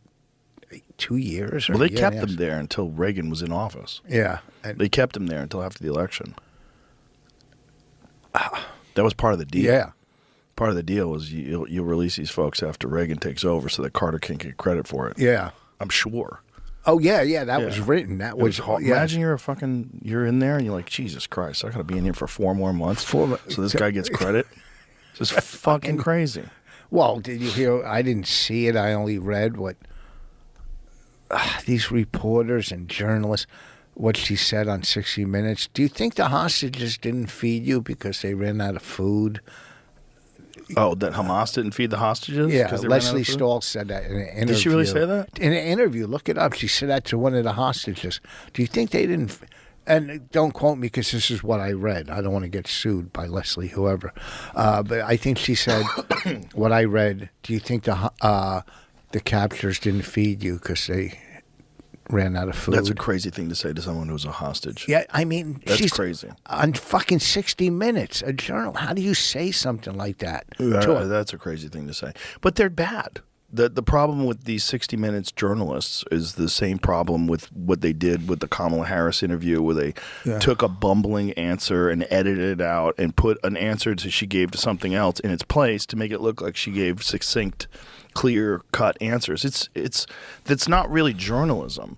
They're not. No. They're not doing journal. That's not a question you say to a hostage. Yeah. When you're talking to a hostage, you want to find out what the experience was like in as compassionate a way as you can to talk to this person who's been through hell. You don't ask them, do you ever think that maybe they didn't feed you because they didn't have any food themselves? It's what the Well, fuck? here you go. Look at what their face looks like, and look at the sunken-in faces Yes. of the starving to death hostages. And well, obviously they didn't give them any food. So shut up. It's you can't watch the news. You can't because you're going to go. It's not news anymore. It's not. It's clickbait and it's fucking. It's a business, and it's a Yeah. shitty business. It's not good at doing what it does, and it's all bought and paid for by pharmaceutical drug ads, and it's just not the news. It's not. you get some information that you can learn, but it's not like the unbiased, this is what happened, this is what caused it, this is what's being done now. It's not that. It's like halfway, they're kind of almost activists. I had an argument with somebody close to me because I go on Gutfeld. I try to go on once a month, like I said, and she says, "Oh, you're pro-Trump." I go, "I'm not pro anything or anti anything." I go on. Where else is a comic going to sit for an hour, try to be funny? On TV. Yeah, on TV for an hour. There's not be much funny. left. There's not, and it's definitely not going to be on the left because they're not Yeah. going to let me say the things that I get away on the Gutfeld show. And it's a great show. I mean, it's if you say something funny, they laugh. It's to me the closest to Tough Crowd. Right. To me. I see what you're saying. And not quite, so- but I know not what you're saying. quite, but it's. I mean, it's fun, and it gets whatever views. And I said to this person, "You work with the pharmaceutical companies for 30 years, and you're going to tell me, Did they really? Yeah, and you're going to go on your high horse about me doing a show that's going to help my career and build numbers." And well, it's not the same. No. It's worse. It's way worse. It's way worse. It's The worse. pharmaceutical drug companies are responsible for who knows how many deaths and injuries. Yeah, They do good too. Yeah. Absolutely. Some pharmaceutical drugs are great, but you can't be on your high horse. You work for them. That's crazy. It's- in any other business, they'd be in jail. They They'd would. be fucking jail. Jail, If they you would- lied about what your product does and it kills a bunch of people, you're in jail. Can we talk about one of the reasons I'm here? I don't know if you remember this. I hope you do. I had this torn rotator cuff, and you said, "Come down." Yeah, we're gonna get you some stem cells. Now, what's the BPC? BPC 157 Is Yeah, that it's better? peptide. Which is better for the stem cells or the BPC? There's no one better. They're all very good. BPC 157 it's called body protection compound 157. It's a peptide that helps heal soft tissue damage. So do stem cells. All those different things are good. Because I'm not getting my shoulders operated on. It's like a 6-month, It's rough. and it doesn't always work. So what exactly is wrong with your shoulder? Well, Tell me. this is a torn rotator cuff right Okay. here. I even brought the disc, the X-ray. Oh, great. Did you do any exercises for it? You do any rehabs for it? Not yet, because I was waiting to do this to see where this took me, Oh, okay. and then how I would go from there. But you know what I mean? exercises are always good, like bands, like band Yes. work, where you Yeah. do these kind of things where you keep like a towel pressed to your Yeah. body, so you're holding it in place, and do these like rotations with bands. Like all those things are good just to keep everything strong. Anyway, do you do any of that stuff? Not those yet. I Do you ever haven't. hang? tried You to. ever hang from a chin-up bar? You ever do this? Like No, hang- for a torn rotator. yeah, just to strengthen and to release some pressure in your shoulders. You ever Oh, do any of really? that? Yeah. No, I could. It's good. It's good for shoulder health in general to hang from a chin-up bar. And if you can't hang, what you do is like get on a box or something that brings you to the height of the bar Yeah. and just hang a little. Just get some weight on it until you can hang fully. I mean, look, I could still play golf. I could swing like this. That's good. but So this that's not hurts. totally fucked. Okay. So Well, when I went to the doctor, there's a lot of things you can do, rehabilitation Yeah. things you can do that'll help you. here's the only thing, and I could be wrong. You'll know when they said, rehab to build up the muscle, but I'm 67. How much more muscle am I building? If you're up? 167, you can build muscle. That's Yes? that's a silly way to look at it. Oh, really? Yeah. Okay. 100% if you're alive. Yes. And that means your body's recovering. Yeah. So that means your body's generating tissue. That means you can build muscle. Okay? If you can go play golf, you can build muscle. Yes. 100%. If you're 80 fucking years old and a woman, you can build muscle. I mean, I work out still. I just certain exercises I can't do. Yeah, just you need to Yeah. do exercises that rehabilitate your shoulder. Yeah. You can't just expect it to get better on its own. You're going to have to put it through some work to strengthen the muscles around it. Well, I'm gonna like I said, after I do this, When are you I'm gonna leaving? go When are you flying out? Wednesday. Okay, great. So we'll get you in tomorrow morning. No worries. Cool. Get you into Wastewell, and we'll set it up. Did I bring the show to a dead halt with my map? No. I thought it was No, a we're good fine. conversation. Yeah, it's good. It's a good map. You know, it was. I got more stuff. I didn't want to. Listen, I printed out a bunch of stuff. I don't want to go back and have my fucking dumb Jew friends going, "Hey, you didn't bring anything Oh, is up." that what they do? Yes. Well, stop talking to them. Then my wife, don't say anything stupid. Is that what Then she said? Yeah. Too She goes. Sorry, Bonnie. You know, be funny. That's what you're you're coming. doing that. I was pretty funny. I doing got to fine. say, listen, I'm a good interview. You're fine. You're doing fine. You know what? Our the best, not your best. What a great show would be. What? Me, Colin, and Norton in here. Oh, that'd be smashing phenomenal.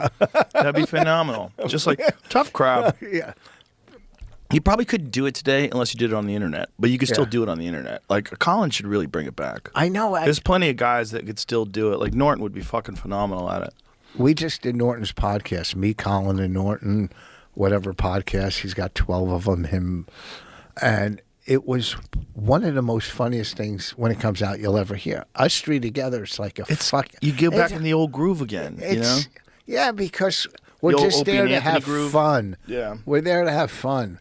And Yeah, Tough Crowd and Opie and Anthony were huge for comedy. Huge. they, Because Opie and Anthony, one of the things that they did that was brilliant is they just let us just go wild, just Dude. be ourselves. They didn't really try to control it at all. You know, Anthony would jump in with some funny shit, but the whole show was like bring on a bunch of comics, Yes. have them talk a bunch of shit, give them the reins. I was in there one day. Anthony was eating a piece of cake. I walked by him and smacked it out of his hand. he laughed as hard as anybody on the planet because Yeah. the times we had in there. I was on there with Were you with me when they brought in Marion Barry? Were you? No. You weren't there. You weren't there. Marion Barry. Marion Barry, the mayor the from- mayor of Washington D.C. They got arrested for No. smoking crack. No, you were in there with him. Yes. Oh, that had to be we a blast. grabbed him. We grabbed him. I thought you were in there. Norton was in there for sure. He was next door doing something and doing another interview, and he was in the hallway. And I think Opie said, Marion Barry's in the hallway right now. I'm like, let's go get him. And we got him. We brought him in, and I started asking him about crack. He's like, well, nobody knows what was in that pipe. I'm like, well, you know. You know. You fucking know. What were you smoking that wasn't crack? That's almost crazier. Oh, really? You smoke tobacco out of a glass pipe? One of my favorites is when he was running for re-election, which he eventually won after he got out of jail. They asked these people, do you have a problem with the fact that the mayor used to smoke crack? They interviewed this guy on the street. He goes, oh, everybody smoke a little crack every now and then. I was like, oh, this conversation's over. This conversation's over.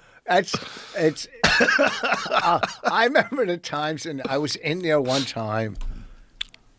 Pete Rose, Bobby Kelly, Ricky Gervais, right? And fucking Pete Rose called me. He goes, "You look like some rat-faced soccer player." Whatever he said, it was very funny. Whatever Pete Rose said was very fucking funny. So I walk over to Bobby. Then I walk past Bobby, and I walk past Pete Rose, and I sit down, and Pete Rose says, "Why are you out of breath?" I go, "Because I had to walk around you two, you fat fucks." Right?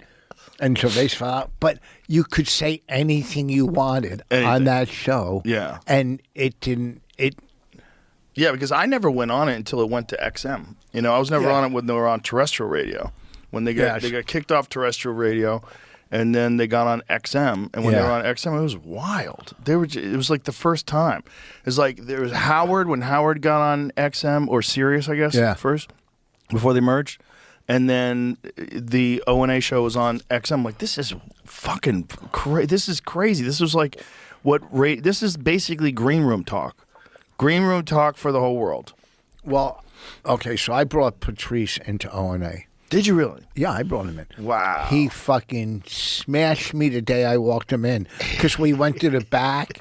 We went through this way. He goes, "What do you think this is, Goodfellas? You walked me through the back. You couldn't take me through the front door." So he became a fixture on. Yeah. So one day we're in fucking O&A, And I'm driving this little Porsche Boxster. He's driving this big Escalade because, he's a fucking, buffet molester. And he's in this. So he's saying, he's trashing one of my Rolexes going, you're a fucking selfish douchebag driving a Porsche. To me, going, yeah, so you can't have people, and I'm not thinking, well, maybe if you didn't eat fucking pound cake or whatever, you wouldn't eat a big S. But he's beat me down bad. I mean, fucking killing me. I'm speechless, right? Speechless. He's fucking just pounding me. And I walk out of there. I'm So the next day or 2 days later, I go online, and he's trashing my car. I look at the price of my car, new, and the price of his car. And I send it to him. I go, look, my shitty car costs more than your car, new. And he calls me. He goes, you're still thinking about this? He goes, really? You're thinking about it right now. Yeah, Still, to this day, you're arguing with him. No, I'm not. I should have.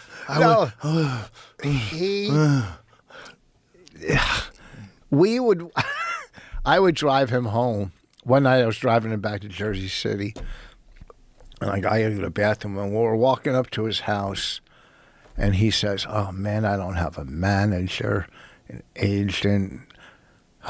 Nothing's going on. I go, I can't get work. I don't have an agent either. Nothing. And we just both started cracking up and walking. It was the funniest thing. We were reading for the head of a sitcom for ABC, me and Patrice. We were going to be the leads of this sitcom.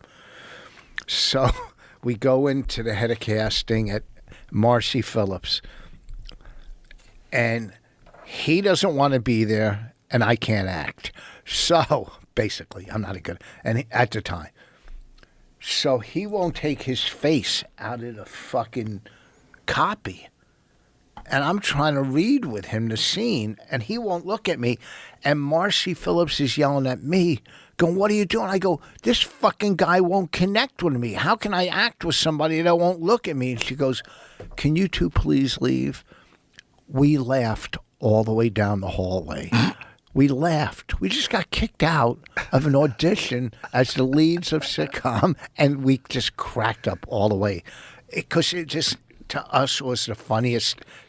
Well, also, being funny in the moment. The idea of you getting a sitcom was so unlikely. Yes. It was always all so unlikely that when it failed, like if you went on an audition and it fucked up, you're like, Yeah. It wasn't going to happen anyway. You never thought this is going to be it. Yeah, never once. No. Never. Never. I walked out of an audition once.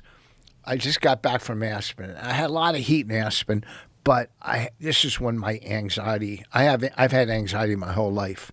21, I was hospitalized for anxiety when I was 20, and they didn't know what it was. They thought you were just nuts and gave you Thorazine and Haldol, and you shuffled around like a crazy man. This is. So explain to me what it feels like. What is this anxiety like? Well, that you would now when I had it, hospitalized? when I had it bad, I felt so disconnected that even when I talked, it felt like an echo almost, like I was outside of myself. Right. Like if I look in the mirror, I'm going, who am I looking at? It was just so disconnected. And you were 21? Yeah, 21. Wow. Smoking pot and stuff. Oh, well, that's it. Well, some of it was probably where am I going in life? Yeah. What am I doing? And you're getting high. And I'm getting which high. Which is like, oh. If you're freaking out and you get high. Yeah. Do So you have to pee right now? No. Why do you? Because you said you have to go to the bathroom. You No, were talking about your story then. Okay. Because I was like preparing to like cut it off and let you go to the bathroom. No. This is the best day of my life. Okay. Except for the fucking map. The map was great. The map turned out great. It turned out a good little conversation. I got, Sure. I had to talk. Fucking listen. Thank God it's Monday. Thursday. The Thursday ones are so much better. I'm Monday. So, my anxiety. Wait, what did it feel like, or what? Yeah, what like when you said it overwhelmed you to the point you had to go to the hospital? Was your heart beating? I didn't know what was going on. It turned into panic or whatever. Right. Like I was so fucked up. My friends, I was going. I was selling meat and seafood out of a car out of a truck, some businesses back then. I went to this therapist. I go, help me. I'll give you some free steaks and seafood. And I was just out of my fucking mind. And Right. I get anxiety talking about it. It really gives you a little anxiety. So my friends go, let's take him to Florida. He needs a vacation. We drove to Florida. I was there for a day. I said, I got to get the fuck out of here. Take me home. And we drove there and drove back. Then I checked into the hospital, the 5th floor, basically, for fucking Cuckoos. because they really didn't know what anxiety was back then. Isn't that crazy? Because that's not Yeah. that long ago in human history. Well, I mean, it was 40-something years ago. But isn't and it nuts? Just like in Yes. the last 40 years, how much they've learned.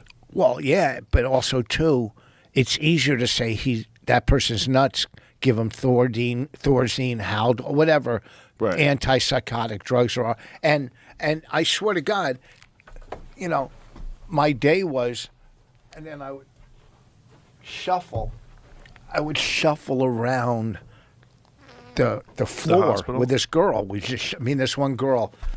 We shuffled. My friends came up to see me, and I'm like, I can't see you today. We're going for a walk.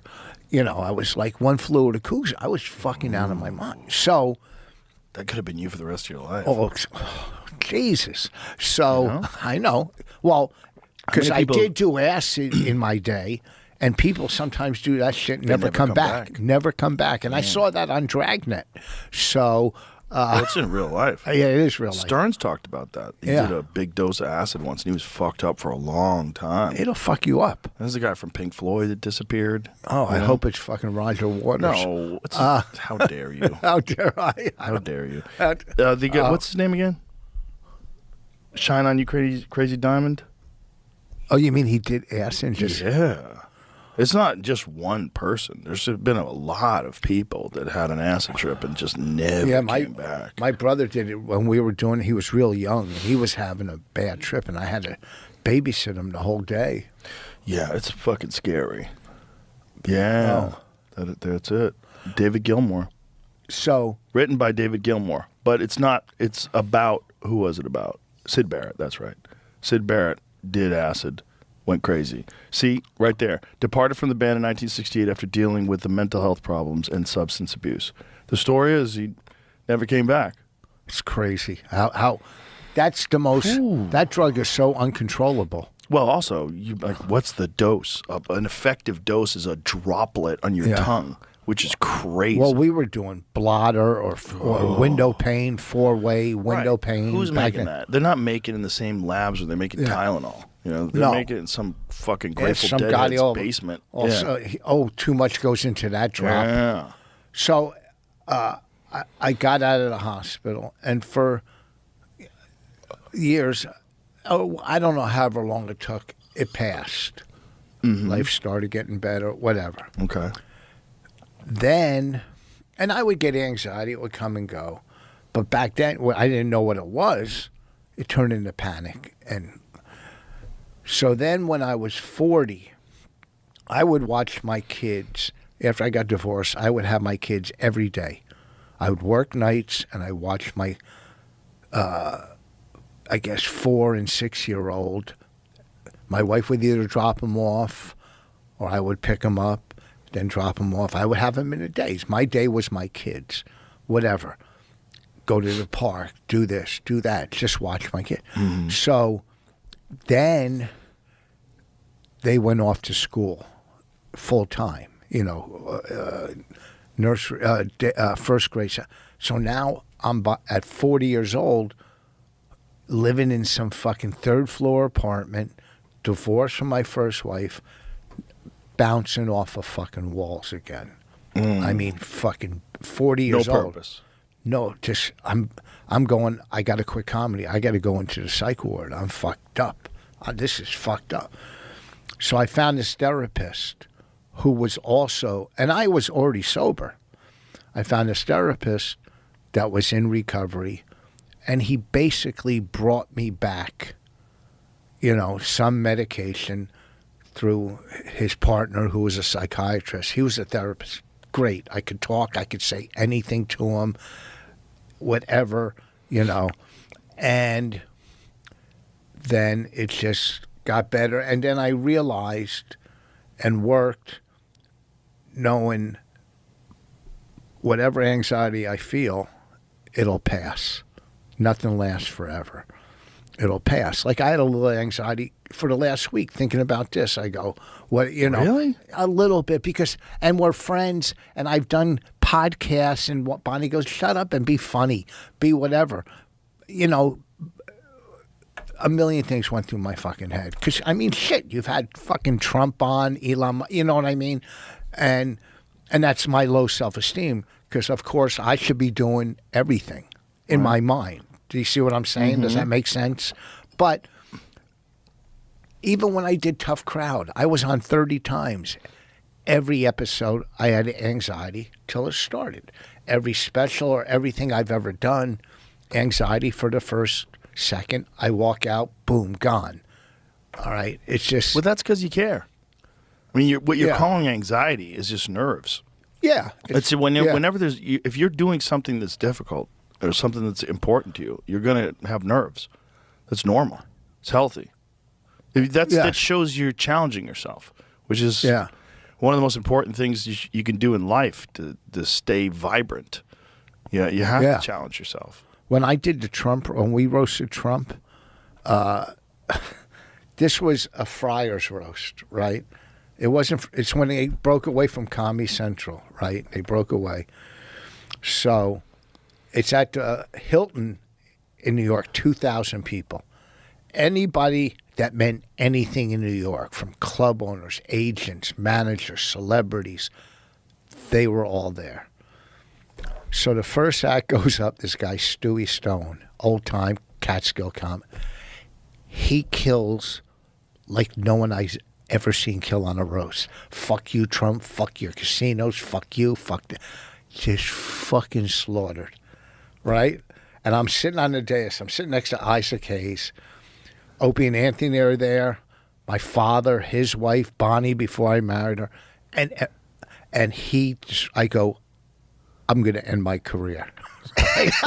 I go, I'm going to end my career here. Okay. Then Susie Essman goes up. Slaughters. I guess Amorose wrote her some funny jokes, and she's great at roasts. And I was ready to sneak off the fucking, just leave. I go, it might be better if I leave than go up. Well, then Belzer went up. So. Took a little wind out of the room. Took a little, you know. Yeah. So Regis Philbin was the host. It was 3 weeks after Rodney Dangerfield died. 3 weeks. They introduced me. I go, big hand for Regis.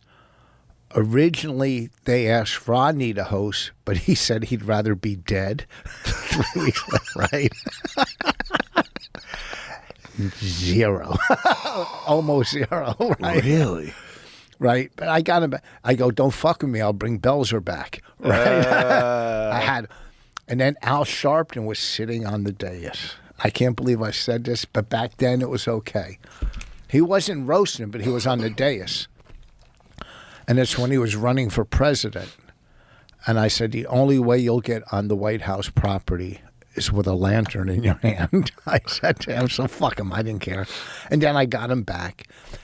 3 of the jokes that I said were the ones that were printed in the newspapers.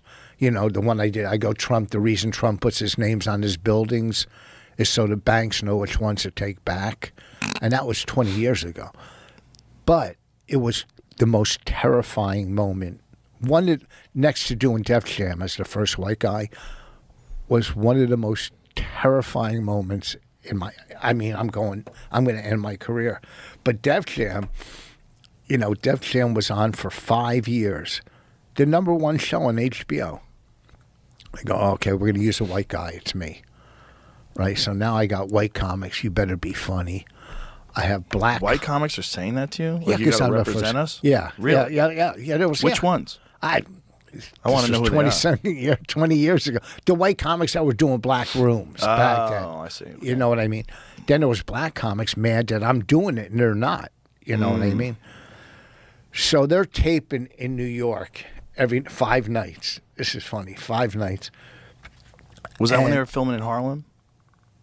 It could have been, I don't know. It was in New York 5 nights at some theater. Okay. And it was the year, I did it the 5th year when they had a different guest host every night. Like Martin Lawrence wasn't one night, one show Chris Rock, Chappelle, Jamie Foxx, and Steve, what's his Harvey. name? Harvey was my host. You know, so I'm going every night. I mean, I went one night, and it was this is so funny. Like Guy Torrey would come out and do the warm up, and he would say, "Listen, this is not the Apollo. There's no fucking booing here. This is HBO. We don't boo, right? This is a whole nother level. We don't want to hear any booing." So this comic comes out. He walks out, and with a black audience, if you're wearing the wrong sneakers, you're in trouble. Believe me, I used to do a lot of these. You know, he comes out in like Reeboks. He's wearing an all gold suit, and his first joke in New York is, "I just want to say I'm not from New York. I'm from Canada." Right? Oh no. He's bombing so bad, and when a black audience can't boo you, all you heard in the room was,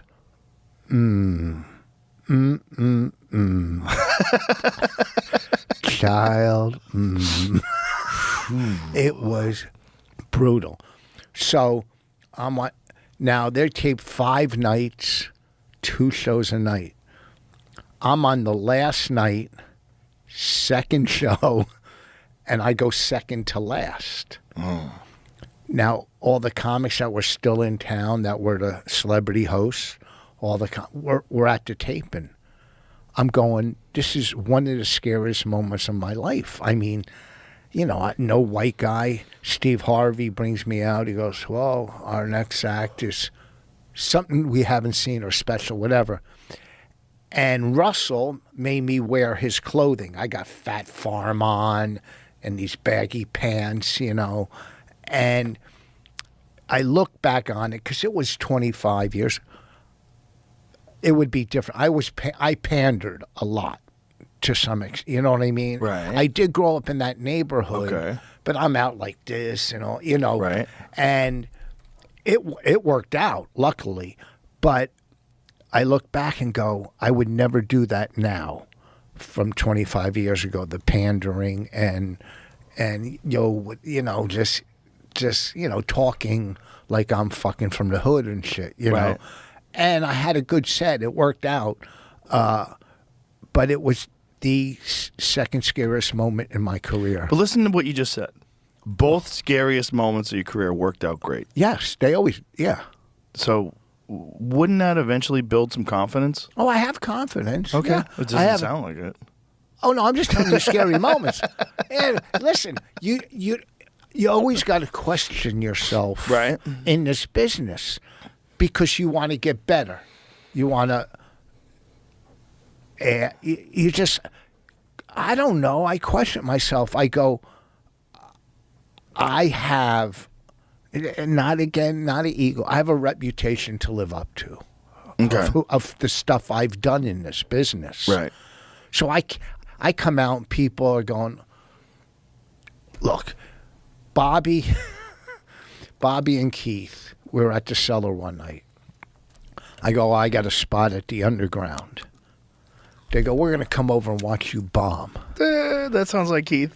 Keith and Bobby, right? So Nikki Glazer's on, killing. Not the cleanest, but funny. I don't give a fuck what somebody does. She's funny, and she was killing. So I went on, and my first 2 jokes, they killed. And I go, see, Bobby, see, Keith, I can follow anybody, right? Right. Well, then I didn't know this. They went into the back corners of the room, and after every joke, they would go, oh. And they had the whole audience turn on me going, what's going on? I would say a joke that might have been a little edgier, and they would go, oh, real loud. And so the whole audience is going, what's this guy doing up there? They're groaning him. One table goes, what's going on here? And I'm fucking bombing now because these two fucking jamokes are in the back of the room going, oh my God. It's so fucking funny, Bobby and Keith. Well, that was the culture. The culture of comedy goes was like constant busting balls. Constant busting balls. Somebody would go on stage and we would all go downstairs and sit in like the front row and watch. There's nothing worse you could do for a comic than your friends sit in the front row and stare at you. You're like, what are you doing, man? When Kevin Hart was leaving New York to go to fucking L.A., he threw himself a little go-away fucking show at Boston Comedy Club. You remember Boston Comedy Club, right? Sure. So he's on stage pontificating, doing whatever. And I don't know why, but me, Keith, and Patrice were in the back of the room. And there was like 10 phone books back there. And he's up, and we started throwing phone books at him. Phone books? Yeah, they were just in the club from, I guess they were delivered there, all these phone, and we're throwing phone books at Kevin Hart. And he says, on interviews, he goes, I knew I was accepted when they were throwing phone books at me. I knew I was part of the crew, but we were just heaving phone books at him like fucking three assholes in the back of the room, I mean. And we would just, it was just fun. It was probably the most fun I've had in comedy when we would just stand out, me, Patrice, Keith, and Norton, till 3 and 4 in the morning in front of Boston, just trashing each other, just and talking laughing. shit. Yeah, just you can't replicate that. It can't happen again. It was just so funny. Keith is, he's fun if you see him around, or Norton or Bobby. But it was so much fun. I heard Keith is killing it now, even with his strokes. His special, we were at the tape, and the fact that he didn't win an Emmy, it was so fucking good, his special. He painted a picture when he was talking. You could see everything he was saying. Him in the hospital, him with a stroke. It was so good. I walked out of there going, this is the best thing I've ever seen. It was so good. Wow. He was so good, I don't know why he didn't. I mean, it's who gives a fuck about the Emmys? Yeah. You're fuck right. off. Everybody knows how good it was. All those fucking award shows for art to me are some of the most ridiculous things. Yeah, right. Really? How many fucking albums? Oh, I don't even want to say her name, but they don't know. They don't know funny. It doesn't matter. You're right. It doesn't. It's just an industry way that they can celebrate each other, and then they put on a show, and the show generates money, and they make a bunch of money from the show, and then it becomes a thing they hold over your head. Maybe you can win a Grammy, maybe you can win an Emmy, maybe you can win this. Yeah. You got to be a part of the club. Like, look what happened to Chris. He wanted to be a part of that group, doing the Oscars, and he gets smacked by Will Smith. They don't arrest him, and then 10 minutes later, or whatever it was, Will Smith's on stage receiving the Academy Award, and they give him a standing ovation. Though it's fucking insanity. That is Hollywood. That shows you what these people are. To want their love and their respect is pointless. It's so true. They don't even know what they like. They like whatever everybody tells them to like. They don't understand what they're support. It's just a bunch of people wanting to be a part of the group that's the in group. Like, what do we have to do? What do I have to say? What do I have to agree with? That's all it is. Years ago, and it's true, if that was Chappelle, he wouldn't have smacked Chappelle because Chappelle's a little bigger. I don't know. The whole thing was crazy. That poor guy. Yes. One move. He does one move. Now everybody remembers nothing but that forever. But what? Fuck I Am Legend. Fuck Ali. Yeah. All those different things he did that were awesome. Nobody cares anymore. He's like, that's the guy that smacked Chris Rock. Every day he's got to wake up in the morning and go, fuck. That one thing, fuck. If he hadn't done that, if he just ate it, and by the way, not even bad jokes. Like Nothing. G.I. Jane, like that's the most fucking, that was a powerful movie. It was a great movie about a strong woman. Like it's not even really an insult. It was just silly to smack a guy like that. And then that's your thing forever. People are going to remember that. Yeah. crazy. Yeah, Crazy what- blunders, and that probably comes from not having anxiety, by the way. That comes from having too much confidence. Confidence, too much. Too much. Yeah. Too much of a belief in yourself. Too much of a Ego. belief. Yes. In your own importance. That you can interrupt this entire enormous award show, the biggest Yes. award show in the industry. That you're set up to receive a fucking Academy Award in about an hour or whatever it was. You're going to go up there and smack a guy on TV? Why would you do that? Because he doesn't have that anxiety. So your anxiety shields you from doing Some something stupid like that. shit. Yeah, the fear and the insecurity sometimes is good. Sometimes it's good for you. The lack of insecurity could be the worst thing. If you're too cocky, Yeah. they say be humble. Be Yeah. humble, and I thought Chris handled it as well as he. What's What he can gonna he do? What can what he can do? he do other than Yeah. run off the stage? Yeah. Which he probably should have just walked off after he goes- got smacked. Because he tried to keep he going. says- yeah, I worked with him on both Oscars he hosted, and he is the nicest guy on the planet. I don't know, just from working with him, Yeah, he's a very nice guy. He's a nice guy, and He's harmless. Like He's- you can't yes. smack a harmless person. That's crazy. yes, I'll tell you what. If that was Tony, there would have been a fight. If that was Tony Rock, there would have been a fight up there. Oh yeah. Yeah, Tony- Oh yeah. Well, Tony went off on Yeah. on stage right afterwards Yeah. about it. Yeah. And- Tony's a different dude. But Chris, is But it was like almost if it was anybody but Chris. I mean, you can't do that to anybody else. It's crazy. If you did it to Kevin Hart Yeah. would crack him. The whole thing is crazy. It was crazy. It didn't make any sense. It's like the guy's in some sort of a very bizarre relationship with his wife. And, Yeah. whatever internal conflicts they have just manifested itself in a terrible decision that he made.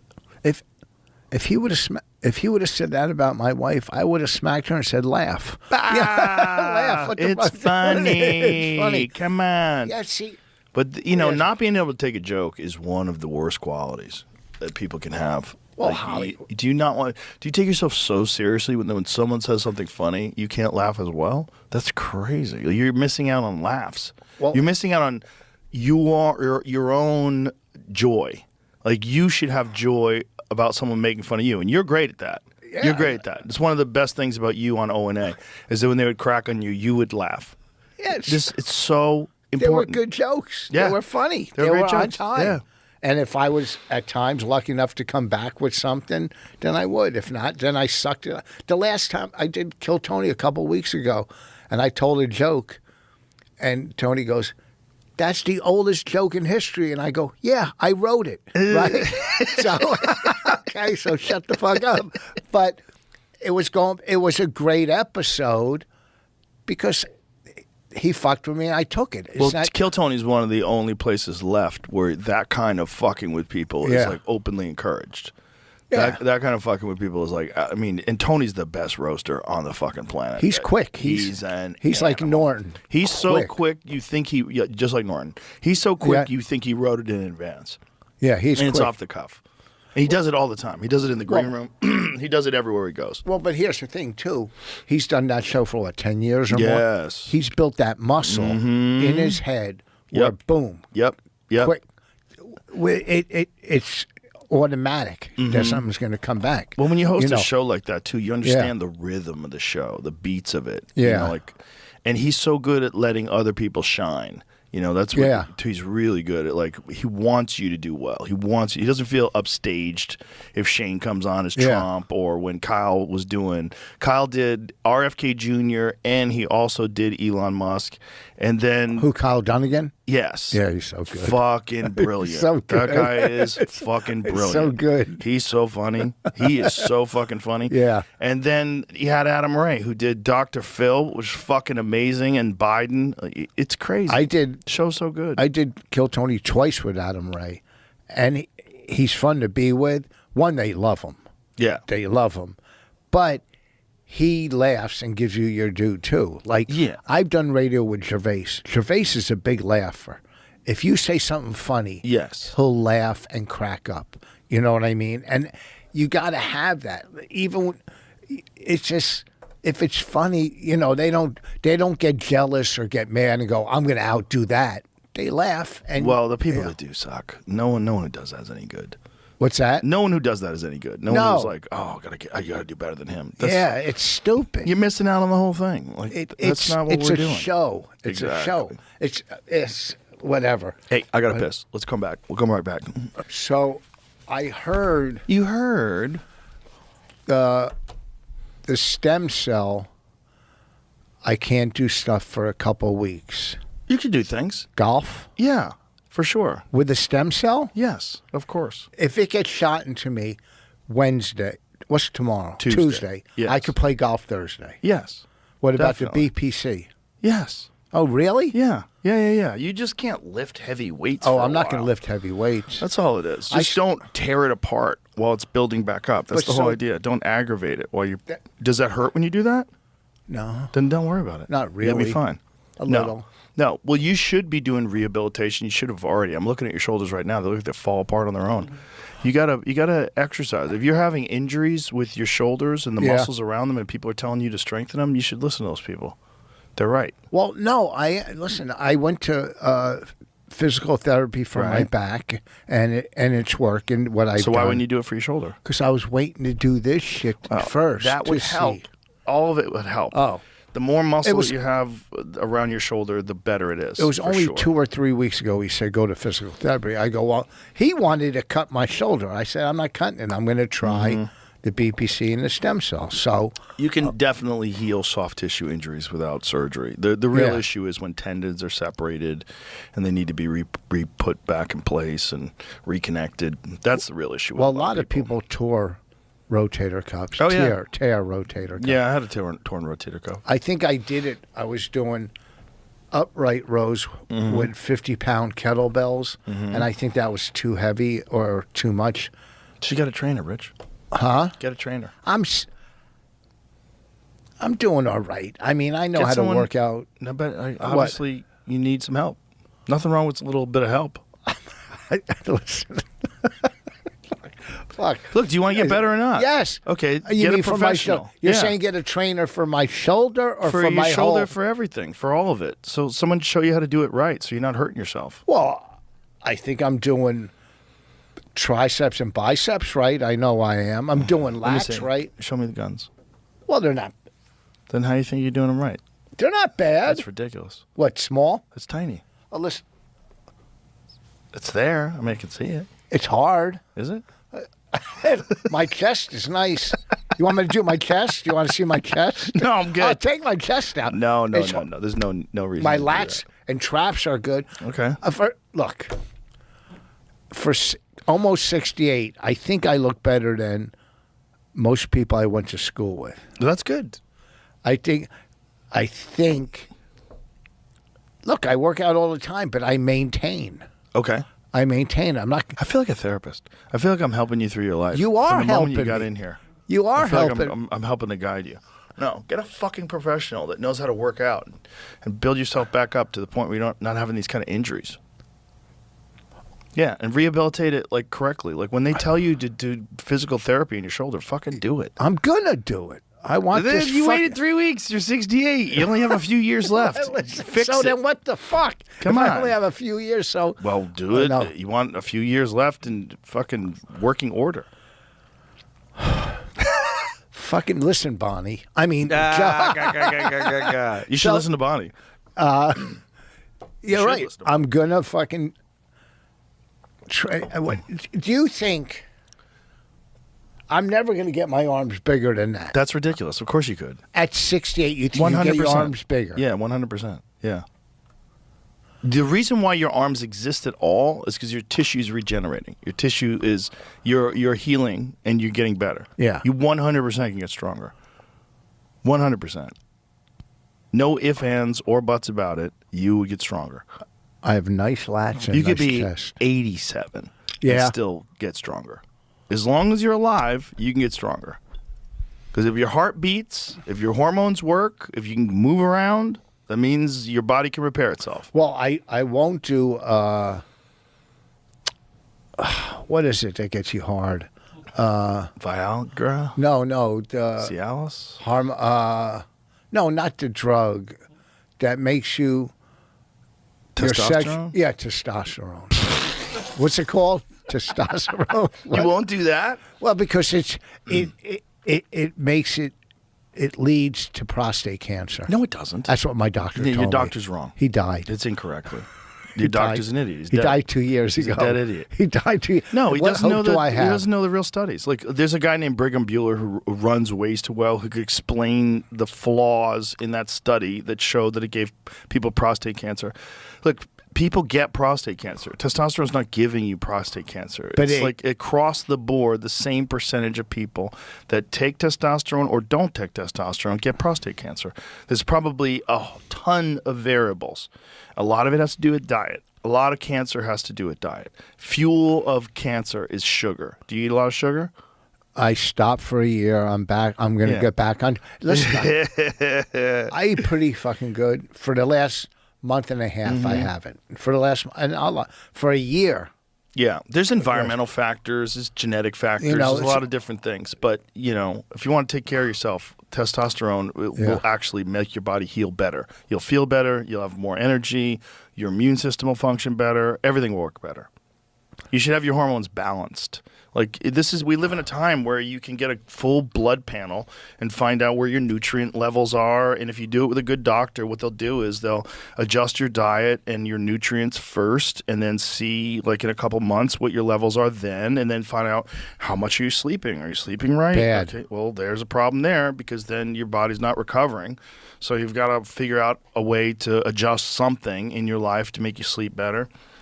And then after that, once they get everything all worked into its optimum range, you're doing all the right things. They go, what are your levels now? Okay, well, we'll add a little bit of testosterone. Peptides that'll increase your body's ability to promote growth hormone. There's stuff like Somorelin that makes your body produce more growth hormone, so like your body repairs itself better, like when you're younger. There's all rigorous science behind all this stuff. There's many.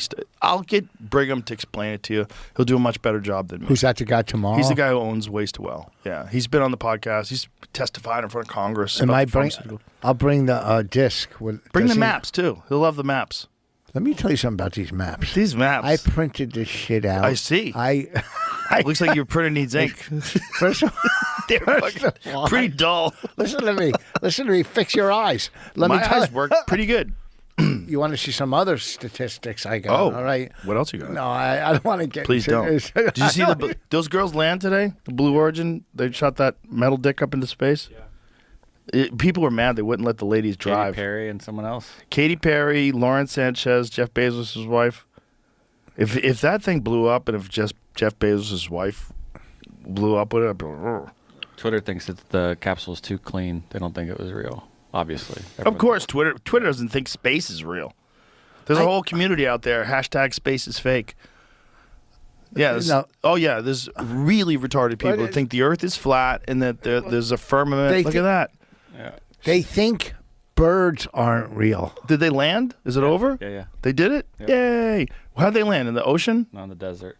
How long do did they they land? go for? Parachutes. They land with parachutes? Yeah, I'll so find the out. thing lands with a parachute? I'll show you video. Hold on. Oh, yeah, let me see. I want to see the video. Oh, that's them in the middle of the desert? Hold on Wow. 1 second. No, it doesn't. It looks different than that. That has to be crazy. Would you do that, Rich? Would you go What? to space? Probably not. You think you'd get anxiety if you I went to don't space? even like Ferris wheels. Well, those two things are very different. Is that it? You know what? Let's see the landing. Oh, Of course, people get their stuff in there. how long did they go for? Very soft landing. Look at this. Here it is. Imagine from space, and the only thing we got to land you is a parachute. Like one of the oldest technologies. Wow. You can hear them in there Blue Origin. screaming. Wow. How long? How long were they up there? I don't know. Not. Isn't long. it funny that they screamed? Do you think the men would scream like that? Would you and I scream like that if we landed? Well, I don't know about you, but I know me. Look at that one. No. Look at that. Go back. The one below it. I'll tell you what I'll never do is clap when a pilot lands. You don't do that? That's his fucking job. It's true. What if it's a female pilot? You're like, phew. I wouldn't have got on the plane. No. That's There was a bunch of them in a row where I was like, Yeah. Jesus Christ. The Ma- Delta one in Canada where it flipped upside down. Yeah, can you imagine? The lady just started landing planes recently. Like, yeah, take that one out on the icy runway. Here's 30,000. No, I'll wait for the lawsuit. Blue Origin declined to say how much the flight cost or who paid for it. The trip came 2 months before Sanchez and Bezos to marry in Venice. Oh, they're going to marry in Venice in 2 months. Oh, they haven't married yet. Oh, okay. I thought they were already married. That's hilarious. They're going to do it in Venice. Oh, how beautiful and romantic. Wow. Yeah, quit. You can't tell people how much it costs because then there's going to be retards like that money could have housed so many houseless, so many unhoused could have benefited. How many poor people? There's Yeah. like these fucking retards like if Elon Musk gave $1 million to everyone on Earth, he'd have money left over. There's all these mathematicians out there that are fucking Yeah. constantly want to comment on other people's money. And those- how convenient. And those people would fuck up that money too. Yeah. It would, you know. It's all the rich people are the problem. Not me. I'm rich, but I'm not as rich as the richest people. So everybody richer than me is a problem. Fucking house Jew. All these people. All these fucking people. He's the yes, worst. I own 3 homes, but I'm a United States senator. And I'm worth millions and millions of dollars, but everyone richer than me is the problem.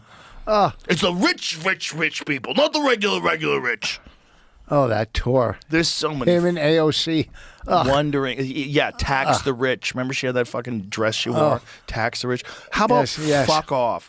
What are you going to do with the taxes? That's the problem. When Doge is uncovering $250 million that was spent on animal transgender studies where you're fucking chopping the dicks of mice and turning them into pussies. Fuck off. Fuck Okay. off with your tax the rich. How about you fix the world without taxing the shit out of everybody? How about Get rid of it. there's other ways. I can't even tell you what I sent the other day to the IRS. It's just fucking, and I'm, just a regular fucking, so much money. I'm like, Well, they were what the complaining fuck? about Elon. Elon doesn't pay taxes. Elon paid more taxes last year than any human being that has ever walked the face of this nation. That's a fact. So shut the fuck up. It's like it's never enough. Well, and people that don't have always look at people that do have like, what you could do with that money. Well, you could do with your money, you fuckhead. 1% in the world, do you know what it is? If you're a 1%er in the world, What? you know what it is? $34,000 a year. No. Yes. If you make 34,000 American dollars a year, you are in the top 1% of planet Earth. Get the fuck out. That's a fact. Oh, well, because you're comparing it to To the rest third of the world planet. countries. Yeah. All of the Yes, planet. Yeah. The whole planet. Of course. Most people are dirt poor. Yes. Most people. What- So all this bullshit about what he could do with that money. Well, you're saying that from your fucking Manhattan apartment where you're Ubering all over the place and getting fucking takeout. Shut your mouth. Listen, when I was in Cabo working there, it was amazing. You drive to the airport, people are living in fucking shacks there, this Yeah. and that. It's horrible. It's horrible, but look, and this sounds narcissistic. I came from a major drug addict, and I turned my life around. It's all you got to find a way to do what you can for yourself. I don't give a fuck where you are. I grew up with dudes from heroin addicts to people with 5 kids at fucking 22 or whatever. And a lot of people made it out of there and found a way to be successful. Yeah, you So- can look at it that way. But the point is, like, looking at people that are uber successful and telling them what they should do with their money is just the dumbest shit. And that's why Yes. they don't want to give out how much money it costs to fly this rocket ship into space. Of course it's frivolous and gratuitous. Of course. It's a publicity stunt. They had a bunch of hot ladies. They flew them off into space, and then they landed. Yay! Now you've been to space. But basically, you're in space for like 10 minutes. That's what the flight was. It probably cost $1 billion to fly people into space for 10 minutes. Wow, do you know how many fucking clubs you could have bought me? Yeah. How many golf clubs? How many golf clubs? That's your thing, right? You're just a fucking inveterate golfer, right? I love golf. Yeah. It's you and fun. Jamie. Jamie should show you his setup back there. Yeah. He's got a driving computer with a big screen. I have. I was hitting in this morning into the screen. I You bring a screen with you? just went at the hotel. Really? Yeah. Oh, that's At the- amazing. yeah, to Thompson. I went down, worked out Shouldn't twice. tell people where you're staying. No, I'm not staying there. I walked over there Oh, and used their screen. really? Yeah. No shit. Yeah, I brought my clubs. Yeah, and plus this isn't live. You and Jamie should fucking have a little driving contest. I think Played before. Played with him and Tony before. we played together. Yeah. A couple Oh. years ago, like 2 years ago, maybe. Oh, with me, you, and Tony, right? Yep. Oh, You won? yeah. How good do you play? How good is he, Jamie? I don't recall. I mean, I'm not good either, so it probably. I shoot anywhere from 82 to I want to break a club. I don't know what any of those numbers are. 82 is pretty good sometimes. I've shot in the 70s. a How couple- is it, but Jamie? now, Pretty good? Yeah, very good. Pretty good. I shot. I It's for played. 18 holes, but yeah. Yeah. When I was a kid, the guys who golfed all the time were the guys who weren't paying as much attention to their career. I remember thinking, like, a lot of these guys are kind of stagnant because they're golfing all day. Yeah. They were in Boston. Those guys would golf all fucking day long, get hammered. That you come grew to the up club. with? No, guys Oh. that I started out with. Oh. The golfers all wound up spending so much time playing golf. I thought it was like, wow, that's a big distraction. You should have some activities, but golf is like how many hours? 4.5. That's a lot of hours. It's a son. lot of hours, but also too, it makes you disconnect from all the bullshit that's going on That's the in good life. part. You know, Yeah. you don't have to deal with whatever. You know. Do you golf with comics too? So you get to Oh talk yeah, some shit? Yeah, I think I'm going to golf if I can after I get these shots Thursday with Aaron Berg. I think I'm going to golf. Yeah, with you him. definitely can. You could golf on Thursday for sure. It's golfing is not going to fuck it up. It'll be sore for a day or two after you get the injections, Yeah. but you'll be fine. We got to clean yes. you up, Rich Foss. Clean up your life. Thank you. We're gonna do it. You check in with me. I'll tell you what to do. Look. I'll show you my chest. Don't do it. I'll show you a picture. I don't I was- care. you know, so you're saying from here on. Yeah. You're not saying What are you gonna? You gonna impress me with your chest? That's crazy. no. Well, you say I got small arms. I got to say, well, I Well, got you're a nice telling me chase. they're big. I and never I'm telling- once said you my they're arms. good. Your triceps and your biceps are good. That's crazy. Oh, listen, let me explain something to you, okay? Fucking waffle neck. Waffle neck. I call- Is that bad? No, I call my kids that. What does waffle I neck don't know. mean? It's just, I call them chicken head. Okay, you're right. They're not big, but they're hard. Mm-hmm. Okay. And they're not flabby under Yeah, here. yeah, yeah, you're not okay, falling apart. I'm not some flabby. Yeah, congratulations. What the fuck? What? You want credit for being okay? Yeah, yeah. That's crazy. No, whatever happened to Mr. Pull yourself up by your bootstraps, get your shit together? What about all that talk? That's You're hey. barely doing anything. You're okay. I work out 6 days a week. I lift. Do you? Yes, I have a nice gym in my basement. Do you think if I worked out with you, I'd be impressed with the effort that you put forward? Not in the least. Not in the least. I could do. I do 500 crunches. That's amazing. I do zero. I don't do any crunches. What do you do? Sit-ups? Yeah, I do a lot of different stuff for abs. Yeah. Do you do planks? No, I think Yeah. planks are nonsense. So do I. And they're uncomfortable. It's hard to do. Don't get me wrong, but I think in terms of an exercise for your core, it's kind of nonsense. I think you should do things. First of all, you should almost always do things that have a range of motion. Like when I like to do things that make my body work as a unit. So all the ab exercises that I do a lot of different things for abs. I do reverse squats. You know what those are? You put strap your ankles to a cable machine. You lay on your back and you pull towards you. Oh, I know. I do those. Well, I got one of those machines where I put my knees in it and I pull up to get the bottom. Okay. Yeah, that's good. Do you Those are know good. what I'm saying? Sure. Yeah. Those are good. Anything where you work your whole core. And then Yeah. you got to also do the opposite side. Back extensions. You Yeah, showed me I that do back that. extension. I do it on thing. that thing I machine showed you. were you. showing me. Yeah. I'll do back because, and I got to lose another 10 pounds again. I gained it back, but it comes and go.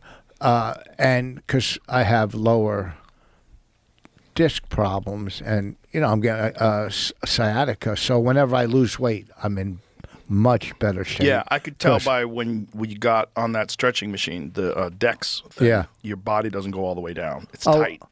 Your lower Well, back is very tight. Oh, I'll go in there right now and go all the way down. I was just doing it just to. No, I'm saying there's Yes. tension. Yeah, you of see how course. my body hinges? Yeah. My body just hinges. It just goes down there. There's no Yeah. tension. Yours is like, you stop like right there. Well- You probably could go all the way down, but your body doesn't want to. The point is there's tension in your lower back. Well, I've never used that machine too. It was my first time. Stop with excuses. Do you stretch? No. you On don't. stage, if they need me to do an extra 20, if they go stretch, I've done it 2 hours. If D.L. Hughley and I'm middling and he's coming 4 hours late, because back in the day I was working at Caroline's and I was opening for D.L. And, I'm doing all my good stuff up front. Oh, no. It's all, And then all you have to urban- stretch. And they go stretch. I'm going, what am I going to do now? Right? He wasn't there yet? No, he wasn't. Oh, that's Comes the worst feeling in wa- the world. when Walking you're- in with you his did all your best material and they're telling you to stretch. Like, I don't have it. And you're just scouring your brain. You're scouring your brain. Well, luckily for you, you could work the crowd. Yeah. So now what was the question? Do I stretch? Yeah. Yeah, I do for my back. I have this I lie down Yeah. and I pull Okay. this back like that. Okay. That's good for my lower back. Do you know Sure. what that is? Do I know what it is? Do you know what I'm talking about? Yeah. I know what you're doing. for my yeah. lower back, Yeah, and I yeah. do You're that. just crossing your legs and leaning forward. Yeah. And I pull it back. Right. And then Okay. when I'm doing sit-up crunches, I'll do it either on that machine or I'll pull my legs this way too. So I'm getting my lower. I'm like All right. watching you move. I'm like, oh my What's god. that? First of all, I know the crew you have come in here, a lot of them. None of them work out at all. All right. A lot of them do. Who doesn't work out at all? Name one. No, I don't want Name a guy. Ari. Shane. Ari. Ari doesn't work out at all. Okay, there's one. That's true. Mark Ari doesn't. Norman. I don't know if Norman works out. Look at Does him. Mark Norman definitely works out. Oh, he runs does? a He lot. runs. He can do a Yeah. lot of pull-ups and sit-ups. He- From audiences. You know what I like talking to Mark? He loves comedy. Oh, he loves and it. he knows the history Comedy. of it. But he knows the history of it. Like Oh, yeah. like you'll talk to comics now and go, "Oh, Steve Landesberg was funny," or just who was that? Or Look at him. Come on, man. Of course he oh works out. shit, he's ripped. He's ripped. I don't like How that. dare you? That Now you feel fucking- bad. Now I feel That hurt. bad. You feel bad, It right? hurts me to Hurts see you. that. Yeah. Are you You're talking kidding shit, me? and he looks great. Oh fuck! You're talking shit. He looks like a male model. But Show me guess that what, again, Jamie. He's not holding up a newspaper. We don't know when that was shot. Who cares when it was shot? You never looked like that. Yes, Show me that again. Oh yeah. What are you gonna do? You take your clothes off? No, I'm gonna Look at take this. a picture. Look at he looks fucking good there. Yeah, he does. He looks good. So does his wife. God damn it. Yeah. Look at that right there. He's got boxing gloves on and an iPhone. He's in shape, man. You're incorrect. All right, relax. Feel bad, right? No, I don't. Shane works out. He's here all the time. This is not working out. We work out. Shane works out? Yeah, he comes in, uses the gym. Where did I put We work my- out together. We put your glasses so you can where find did your I abs. put 'em? Where did I put 'em? Let me find.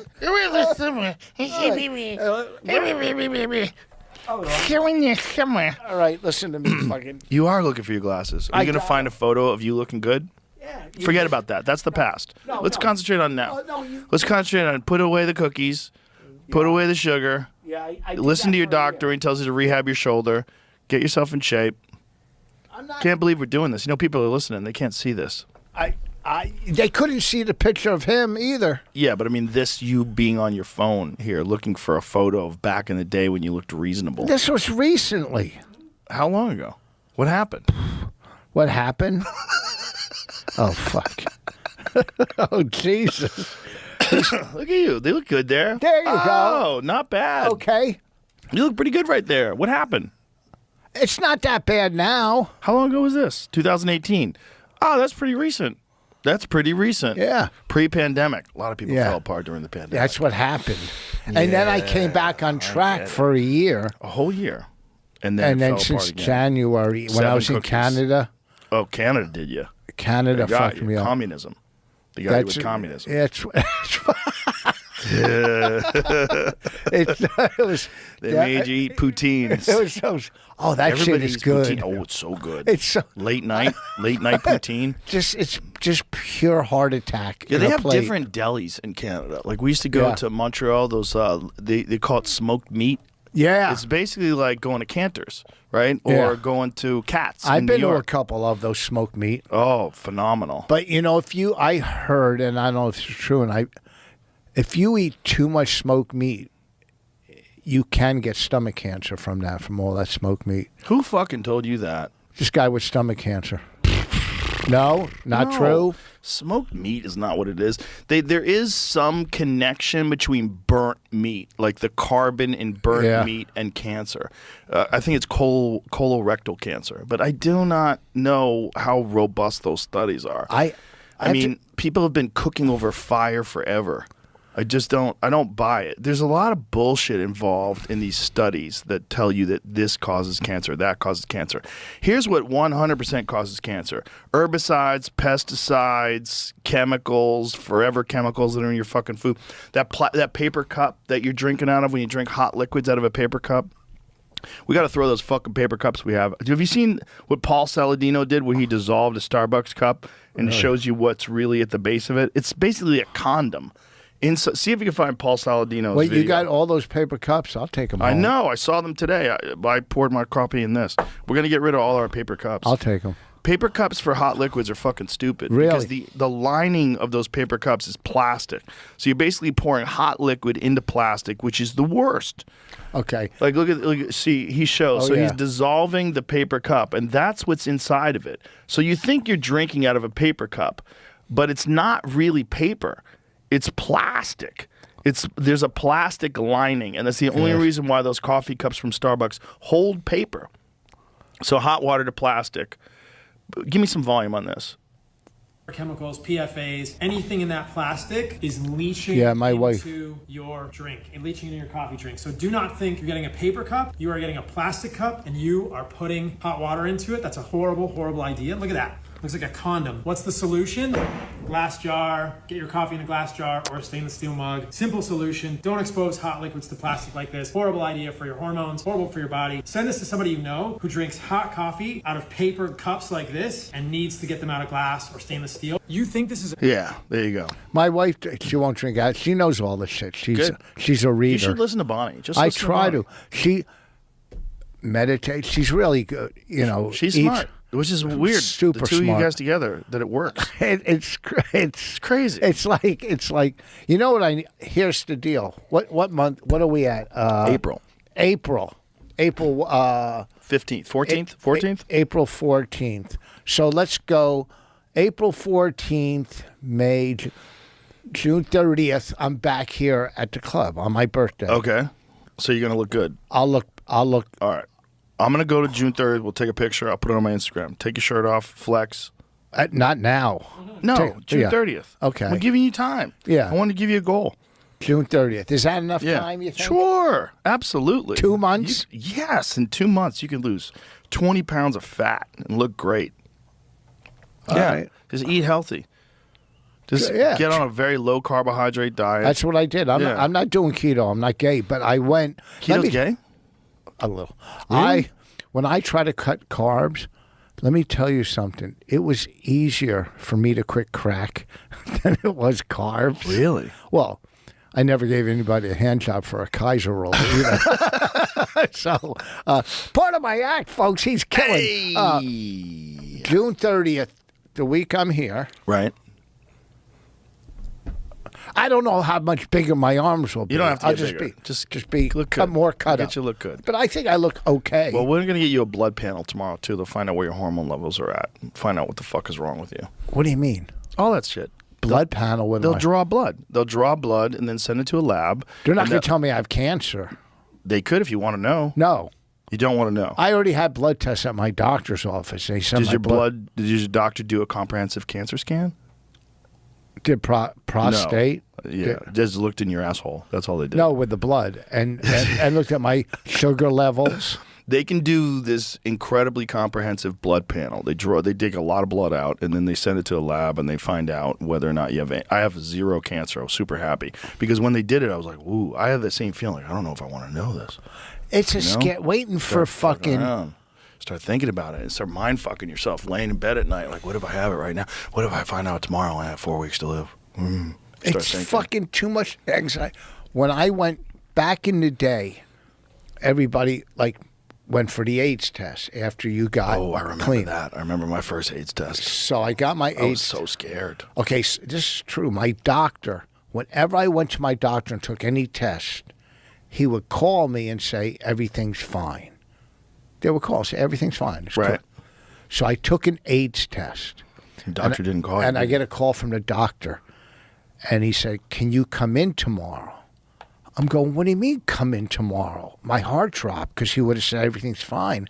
I go, what do you mean? Why do you want me to come in tomorrow? He goes, your tooth came in, and we want to put your tooth. It was my dentist, but I heard doctor. I thought it was my real doctor telling me I have fucking AIDS. Got you know, it. because everybody took that test in the 80s. When I first got insurance, I had to get an AIDS test in the 90s. And I remember the doctor, I said, boy, I'm fucking real nervous about this. And the doctor said, are you gay? I said, no. He goes, do you do drugs? I go, no. He goes, don't worry about it. You don't have it. I go, really? He goes, yeah. I go, what about the fucking news? Yeah. The news is freaking me out where I'm scared to touch fucking doorknobs. Like, how come the news is saying that everybody's going to get AIDS? He goes, listen, no one's getting it other than gay people and people who are intravenous drug users. Well, people on my block were dropping. We went to see Pee-wee in the hospital, and all the nurses were wearing masks. So we go, I think he has that thing. Nobody even knew what the fuck, Yeah, they thought it was contagious. By the way, that was Yes. Fauci, too. Back was Fauci. then? Yeah. He's responsible for all that. Fauci was responsible for people freaking out about AIDS. Fauci was on TV back in the 80s telling people that children could possibly catch it from people. Yes. Wow. Yeah. Do you know the Dallas Buyers Club, where they were limiting Yeah. the medication that gay people could take? That was about Fauci. He was responsible for that. He was the one who pushed AZT on people back then. AZT was that chemotherapy medication that was killing people quicker than the cancer was. So they stopped using it on cancer, and they repurposed it and started using it on people that had AIDS. And it And didn't help the AIDS. kills you dead. They were giving it to people that didn't even have any fucking symptoms. They had HIV, they had no symptoms. They'd given them AZT, they were dying in months. It was the only time ever in medical history where they were telling you to take a chemotherapy drug indefinitely. Every time you take chemotherapy, the idea is that it gets your body close to death but kills off the cancer. They were telling you to keep taking it. Just keep taking it. It's nuts. What they did is madness. If you read Robert Kennedy's book, The Real Anthony Fauci, it's all about that. And the beginning of it is all about the AIDS crisis and all the different things that they did that mirrors exactly what they did during the COVID crisis. So what drugs are they using now to... They started using protease inhibitors, and that really helped. Like the whole AIDS thing is very complex. It's very complex because the vast majority of the people that got AIDS were heavy drug users. Heavy drug users or gay guys who were experiencing, a lot of different sexual partners. But and it they was because of blood being transferred. Yeah, that's during part of AIDS. it, but it's also part of it. You're destroying your immune system with fucking drugs. Like these guys were taking amyl nitrate and crystal meth and partying and not sleeping, just crushing their immune system. Plus sharing needles with the blood going from... Yep, that too. And then they would get them on medication that would definitely kill them. And then it was a crisis. And then, everybody was running around scared. And I was scared too until I talked to my doctor. He just looked me in the eyes. But no one could say that back then. So this is like 91 maybe 91, 92 whenever. And when I got, and my doctor was like, don't worry about it. I was like, what about the news, man? Like, I remember talking to this guy. He was a young guy. I was like, why is the news telling me I could get, he goes, heterosexuals aren't getting this. Well, Unless you're an intravenous drug user, don't worry about it. I only checked because I shot dope like maybe 3 times. What was it like? I didn't like it. It was just not. I was more of a up. What did shooting dope feel like? What did it feel like? Just down and. I can't. It wasn't. I did it with Bastille, and he was a major drug addict. He was a major one. He was funny though. Frankie was funny. Did I ever- remember seeing him for the first time when I was an open micer in '88. Yeah. And he was just a wild dude. He was like one of the first guys I ever saw with tattoos. All these tattoos, and they're like, he does heroin. Everybody Yes. tell you, oh, really? It's heroin. When someone did heroin back there, and it was crazy. Like, what? He does What? heroin. So- Now, think about how many people are hooked on opiates. Well- Back then, it was super rare. Well, the difference between heroin and like freebase, you can function on heroin. There's functioning heroin addicts for years. Yeah. Do it. You can't function on freebase or coke. You got to keep having it. I had a buddy of mine who was a longshoreman, and he would tell me that this guy he would work with, and not just one guy, but one guy that he was work with that he was a friend, on his lunch break, get a bag of heroin, shoot it up in his car, sit there for a half an hour, and then go back to work. Yeah. Crazy. You can't do that with freebase. It's nonstop. You got to Oh, keep. imagine. So Was that your thing, freebasing? yeah, freebase, free crack. How old were you when you first freebased? Well, when I first got high, I was 15. You know, pot, and I led my way up to the gateway coke. drug. Yeah, coke, and then And so snorting coke. I snorted coke probably when I started when I was 18 or 19, right? And then when he worked Party. crack. Crack probably 25 to 28. Do you remember the first time you did it? I think it was with my cousin. Yeah, it was like, whew. I go, this is good. This is. I mean, I guess there was one here. I'll tell you what. So I got so many of them. So, my friend, I was on the road. I came back. He goes, "Look, I'm going to buy an eighth of coke, cut it into 5 halves, 5 half grams. That's Okay. right. And we'll do 2 half grams, and I'll sell the other 3." I know where this is going. Well, we did 1 or 2, and then he went to sleep. And so this is fucked up. I found where he hid it. Oh. So He didn't hide it as good as you hide your money. no, I went in and I would steal one at a time. I drove to the convenience store. I cooked it with ammonia, right? Ammonia? Yeah, clear ammonia. Wait a minute. You actually cooked the coke and turned it into crack? Yeah, with ammonia. Yeah. Why would you do that? Is it better that way? Oh, that's how you get freebase crack. You gotta Right. process it. You could do it with baking soda. You could do it in a boil it in a. Who taught you how to do this? Are you a who ta- chemist? Like how did No, I you was a learn crack addict. that? Who So, taught but you like how to other do crack it? addicts were like giving you the recipe. This is No, what I really learned need. there's 3 ways to do it. So I did it or 4 with ether, which you could blow up your house. Right. So I would steal a half a gram from them. Uh-huh. I would go to the convenience store. I'd cook it, smoke it, and pour out the ammonia. I said, I can't do. Well, How do you do it? I don't want to help. You put it in. It's the internet. ChatGPT will tell you how to make. Let's Yeah. ask ChatGPT No, right now. I'll tell you. How do you take cocaine and turn it into freebase? You put in a teaspoon and you light it, and it turns into a rock. Okay. And then you smoke that squeeze rock. it. You squeeze and try to get the ammonia out as much as you can in the rock. So I would get the ammonia, steal a half a gram from him, go to the bright early in the morning, come back, cook it, pour the ammonia out. Well, now I would. ChatGPT, the chemistry behind it, how it's made for educational purposes only, not intended to encourage illegal activity. Baking soda, I said you could do it. Cocaine hydrochloride powder with baking soda and water. Sometimes ammonia is used instead of baking soda, but baking soda is more common for crack. Heat the mixture. As it's heated, the cocaine bases separate from the hydrochloride and form solid rocks that float to the top. Cool and dry. This is like a recipe. Solid pieces, the crack rocks, are cooled and hardened, then dried. So There you go. I emptied out the first bottle. Mm-hmm. Then there was 2 or 3 more half grams. Oh, yeah. I went and stole another one. Yeah. Went back to the convenience store, bought more ammonia. After the 4th trip to the convenience store, I go, hey, listen, I got a cleaning business. We need a lot of ammonia. Well, I smoked all his coke. And all of a sudden I hear somebody yell, fuck. He woke up and saw his coke was gone. Right? How many hours had passed? Probably 4. How many trips to the convenience store? 4. And I was just drinking straight vodka, right? Whoa. And I'm walking home. Now I'm $250 in debt. I have, and it was towards the end of my career. But As a crack addict? as a drug addict, crack. Yeah, I like how you call it a career. that was a crack career. Well, I think I told this story years ago, but I'll tell it. And he doesn't care because he told it in his book. So me and Frankie are doing a one-nighter.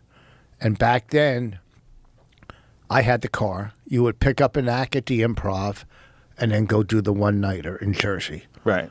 So we pick up this comic, little white guy, whatever. We go do our one-nighter, and we're supposed to drop him off at the Improv. And I go, hold on, I got to make a stop. And we go up to Spanish Harlem. He goes, what are you doing? I go, my sister lives here. She's not doing well. You know, there's people chasing. There's people chasing people with knives up and down the street.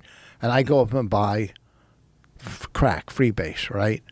And the kid's like, get me home. Take me back to the Improv. What the fuck is going on? Right. Well, relax. So now we go down to the Lower East Side, and Frankie gets heroin.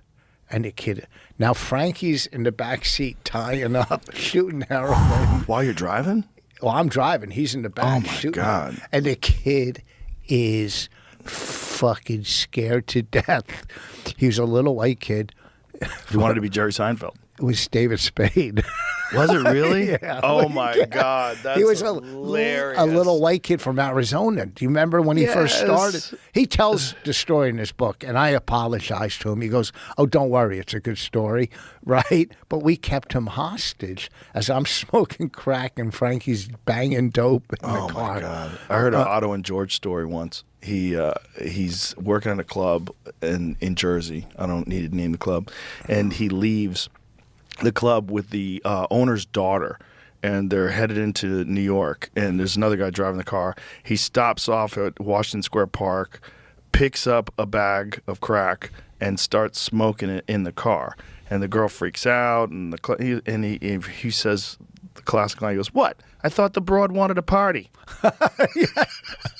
I just did a documentary about him. They interviewed me. They're doing a documentary on Otto and George. Well, we did a lot of those shows, those prom shows with Otto and George. Oh, he was. Yeah. He was Genius. I would. Yeah, but I'd drive with him to a gig, and he would go, "Do you know what George thought of today?" What, you fucking psychopath! You're Well, he George. would make people pull over so he could go check on George. George is in the trunk. He would pull over and check on George. I think there's something to that. I think Yeah. that dummy had a mind of its own. And it might have been he had some weird personality disorder where he put a personality to that dummy. But that dummy, when that dummy would say things, you knew it was George. Yeah. It didn't even feel like it was Otto. It felt like George had his own thoughts on things. I worked with a ventriloquist once, and I go into his room on the road, and he's putting away the dummy's clothes in another dresser drawer than his. He's like putting away the clothes of the dummy. Folding the clothes. Yes, of his dummy. Jesus. Here's a bit I kind of want to do. You know, back in the day, you know, when there was bank robbers, outlaws, they would wear a handkerchief and go rob a bank. Well, I want to be the outlaw ventriloquist, where I go up with a little dummy and put a handkerchief. This way they can't see my lips move, but I could say I'm the outlaw ventriloquist. And I could do a whole 5 minutes, and everybody's going, he must be great. I can't see his lips move. That's good, but you're supposed to talk too. Like the part of the fun of being a ventriloquist, like I will. Otto would say, "I can't believe you're saying that, George. Yeah. How do you shut the fuck up?" The eyebrows would pop up and he'd get crazy. Like it's the banter back and forth. I'll talk behind the mask. I'm not going to do it, but it's it'll not gonna work. How come? Terrible idea. Okay, so I threw it out. How come there's no ventriloquist on this planet that gets along with their dummies? Well, there's not even very many ventriloquist acts anymore. There used to be a Yes. bunch of ventriloquist acts. There was Willie Tyler and Lester, Yes. who was in L.A. There was a few. There was Vince Antonio and George from Long Island. You know what I think it was? It's like when one guy becomes really big, like Jeff Dunham. He became the man when it came to Yes. ventriloquist. And then he's so popular that nobody touches it anymore. Sort of like Carrot Top did that to prop acts. Yeah. Like prop acts used to be. Remember when we started out? The fucking Wid. Did you ever work Yes, with the I Wid? worked with it. He was great. He pulled it in fucking diaper. I mean, laundry basket shoots with fucking props. Oh, he had so much shit. Yeah, he had Yeah. like a whole trunk full of stuff that he would have to carry to Yes. the club. But they don't have them anymore because Carrot Top became so famous as a prop act that everybody's like, oh, it's a Carrot Top thing. And Yeah. they just abandoned it. Like musical acts. There's no fucking musical acts anymore. They're on ships. Gary Delano was a musical act. But guys who've But been yes. around for a long time. They're legacy Yes. acts. There's no upcoming people right now that are musical comedians. Well, there's no magicians. Farentino Right. was a magician. Right. There was a couple of magic acts. Like when I did one-nighters, there was jugglers, juggling Jack Schwarzy, a couple magic acts. There's a few magic acts still that work in California because of the Comedy and Magic Club. Oh, okay. Hermosa Beach. Yeah. Like he used to have it where you'd have a magician mixed in with the comedy. Last time I worked there. Okay. When I started working there, I was like, Do you ever remember Chips Cooney where he did the fake magic act? No. It was really funny. He would just do stupid stuff. Lenny Schultz was a prop act too. He was a Remember prop Crazy actor. Lenny? He just died. Oh, like about a month ago, 3 weeks ago. Oh man. More pigs, Lenny.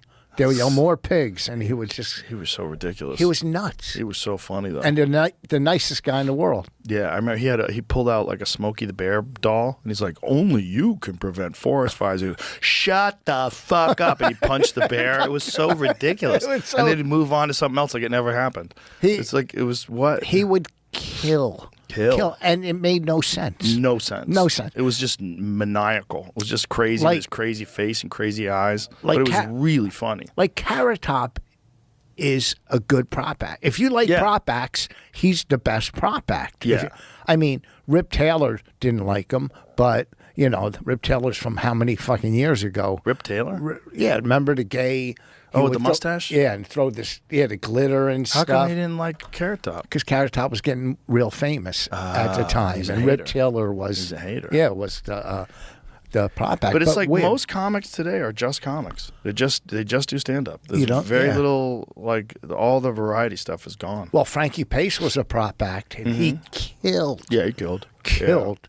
You're right. There was more variety in the one-nighters and the clubs Oh yeah. than there is just like. Well, in the '80s, comedy was anything. There was no definition of it back then. Like guys had like pieces of paper they'd bring on stage and hold up signs. There was all kinds of weird shit. And now it's just people talking. Oh, the guy from Boston, I work with him. He was so angry. We did a one-nighter. He said, "Fuck this" at a pool hall. Bob something, he had paper signs he would pull up and do a thing on signs or whatever. He was just from Boston. Well, there was the guy from the Blue Collar Tour, Bill Engvall. Yeah. right? He had signs. Did he? Yeah. None of them said quit? I don't know.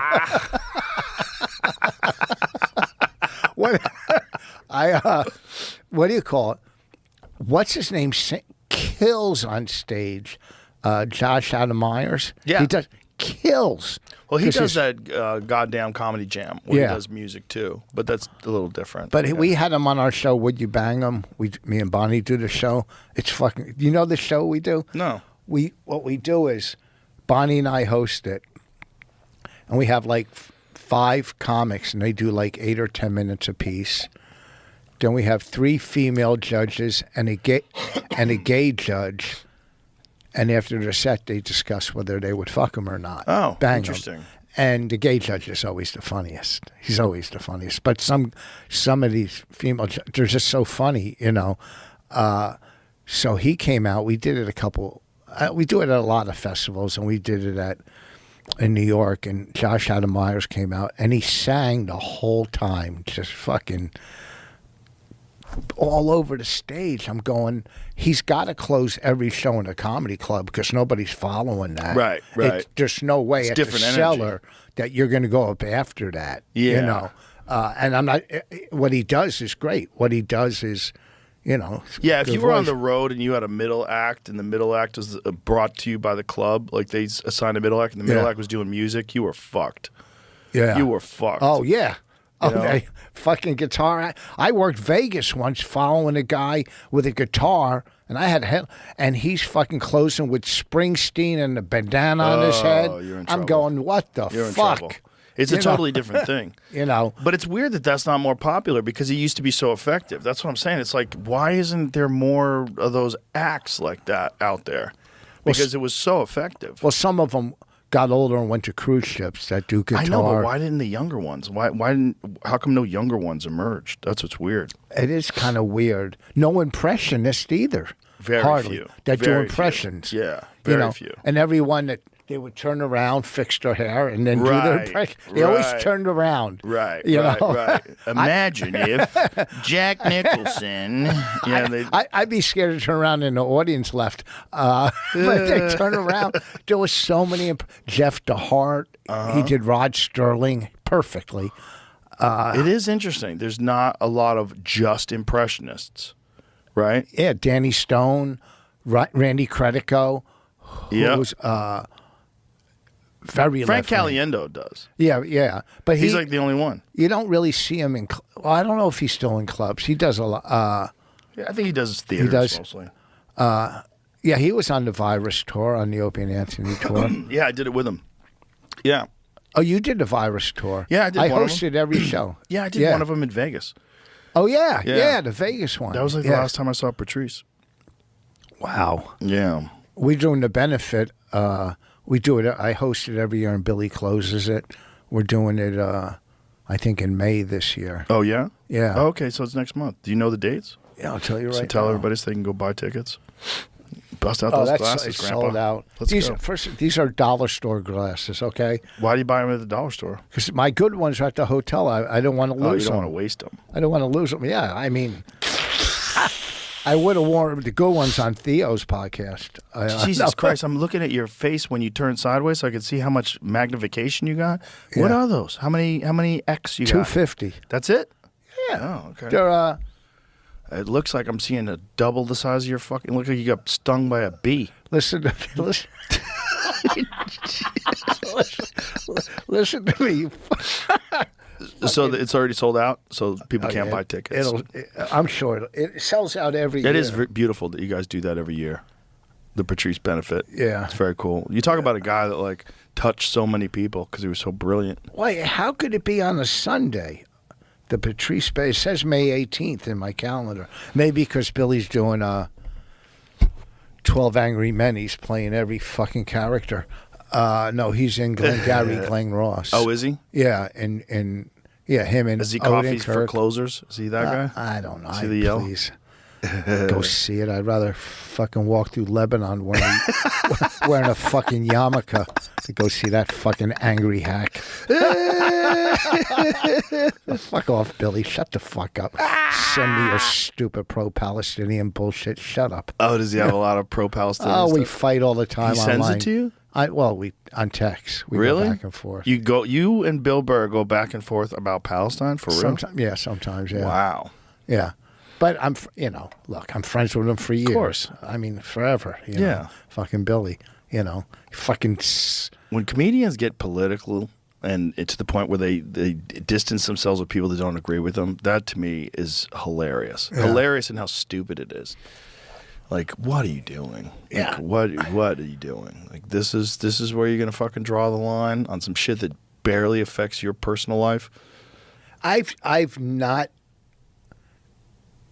Any of my friends that are like that, I'm still friends with them. I don't agree with a lot of the shit, and they're stupid. Yeah. I mean, there's Exactly. one or two people I think say really vile stuff, and I just mute them. I don't deal with them. They're not friends. Right. I know what you mean. I mean, shit. Me and Norton don't agree on everything. How can you? I mean, his fucking. How can you agree on everything? His wife is so much hotter than my wife. She's got a better dick. She was the best man at his wedding. Fucking Norton is so quick and funny. Yeah. He was the best man at my wedding. He's so fucking funny. He's great on No, Kill Tony. I'll Oh tell my you. god, he's one of the best guests. I mean, you know who else is fucking? Colin is so funny. Oh, he's so quick. Colin's amazing. There's a bunch of guys, and I think I put you in there too, that just never really Thank you. promoted themselves on social media. Yeah. So it's like you're really good, but like even Attell, for the level of comedy that he is, Yeah. he should be selling out stadiums every night. But he just doesn't promote himself at all. All he does is just like all of his following is just word of mouth. Yeah. And other comics saying how great he is, and like people who have seen him before that come to see him again. Well, he's so. One of my videos now is up to almost 5 million views. Is that good? Yeah, it's good. That's good. It's really Congratulations. funny. I believe it. I believe you're funny. If you want to play it, I will. No, we don't have to do that. Let's wrap this up. So you're going to be at the mothership. What are the dates again? June what?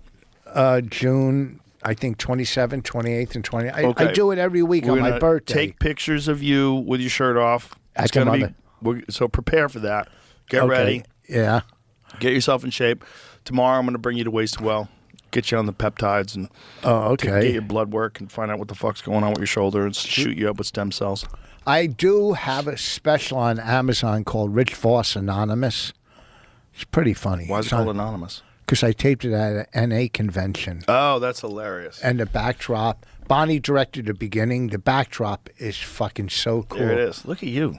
Rich Voss Anonymous. You look good there. You look Where's like the a trailer? dangerous man. You Play- look dangerous. Can you play the trailer? No, we're not going to play a trailer. Okay, good. We're going to leave. We're okay. going to wrap this up. No, we don't need to play a trailer. Okay. You're funny. I was doing it for you. No. I don't care for about you, me. For you, I'm going to not do it. It's better.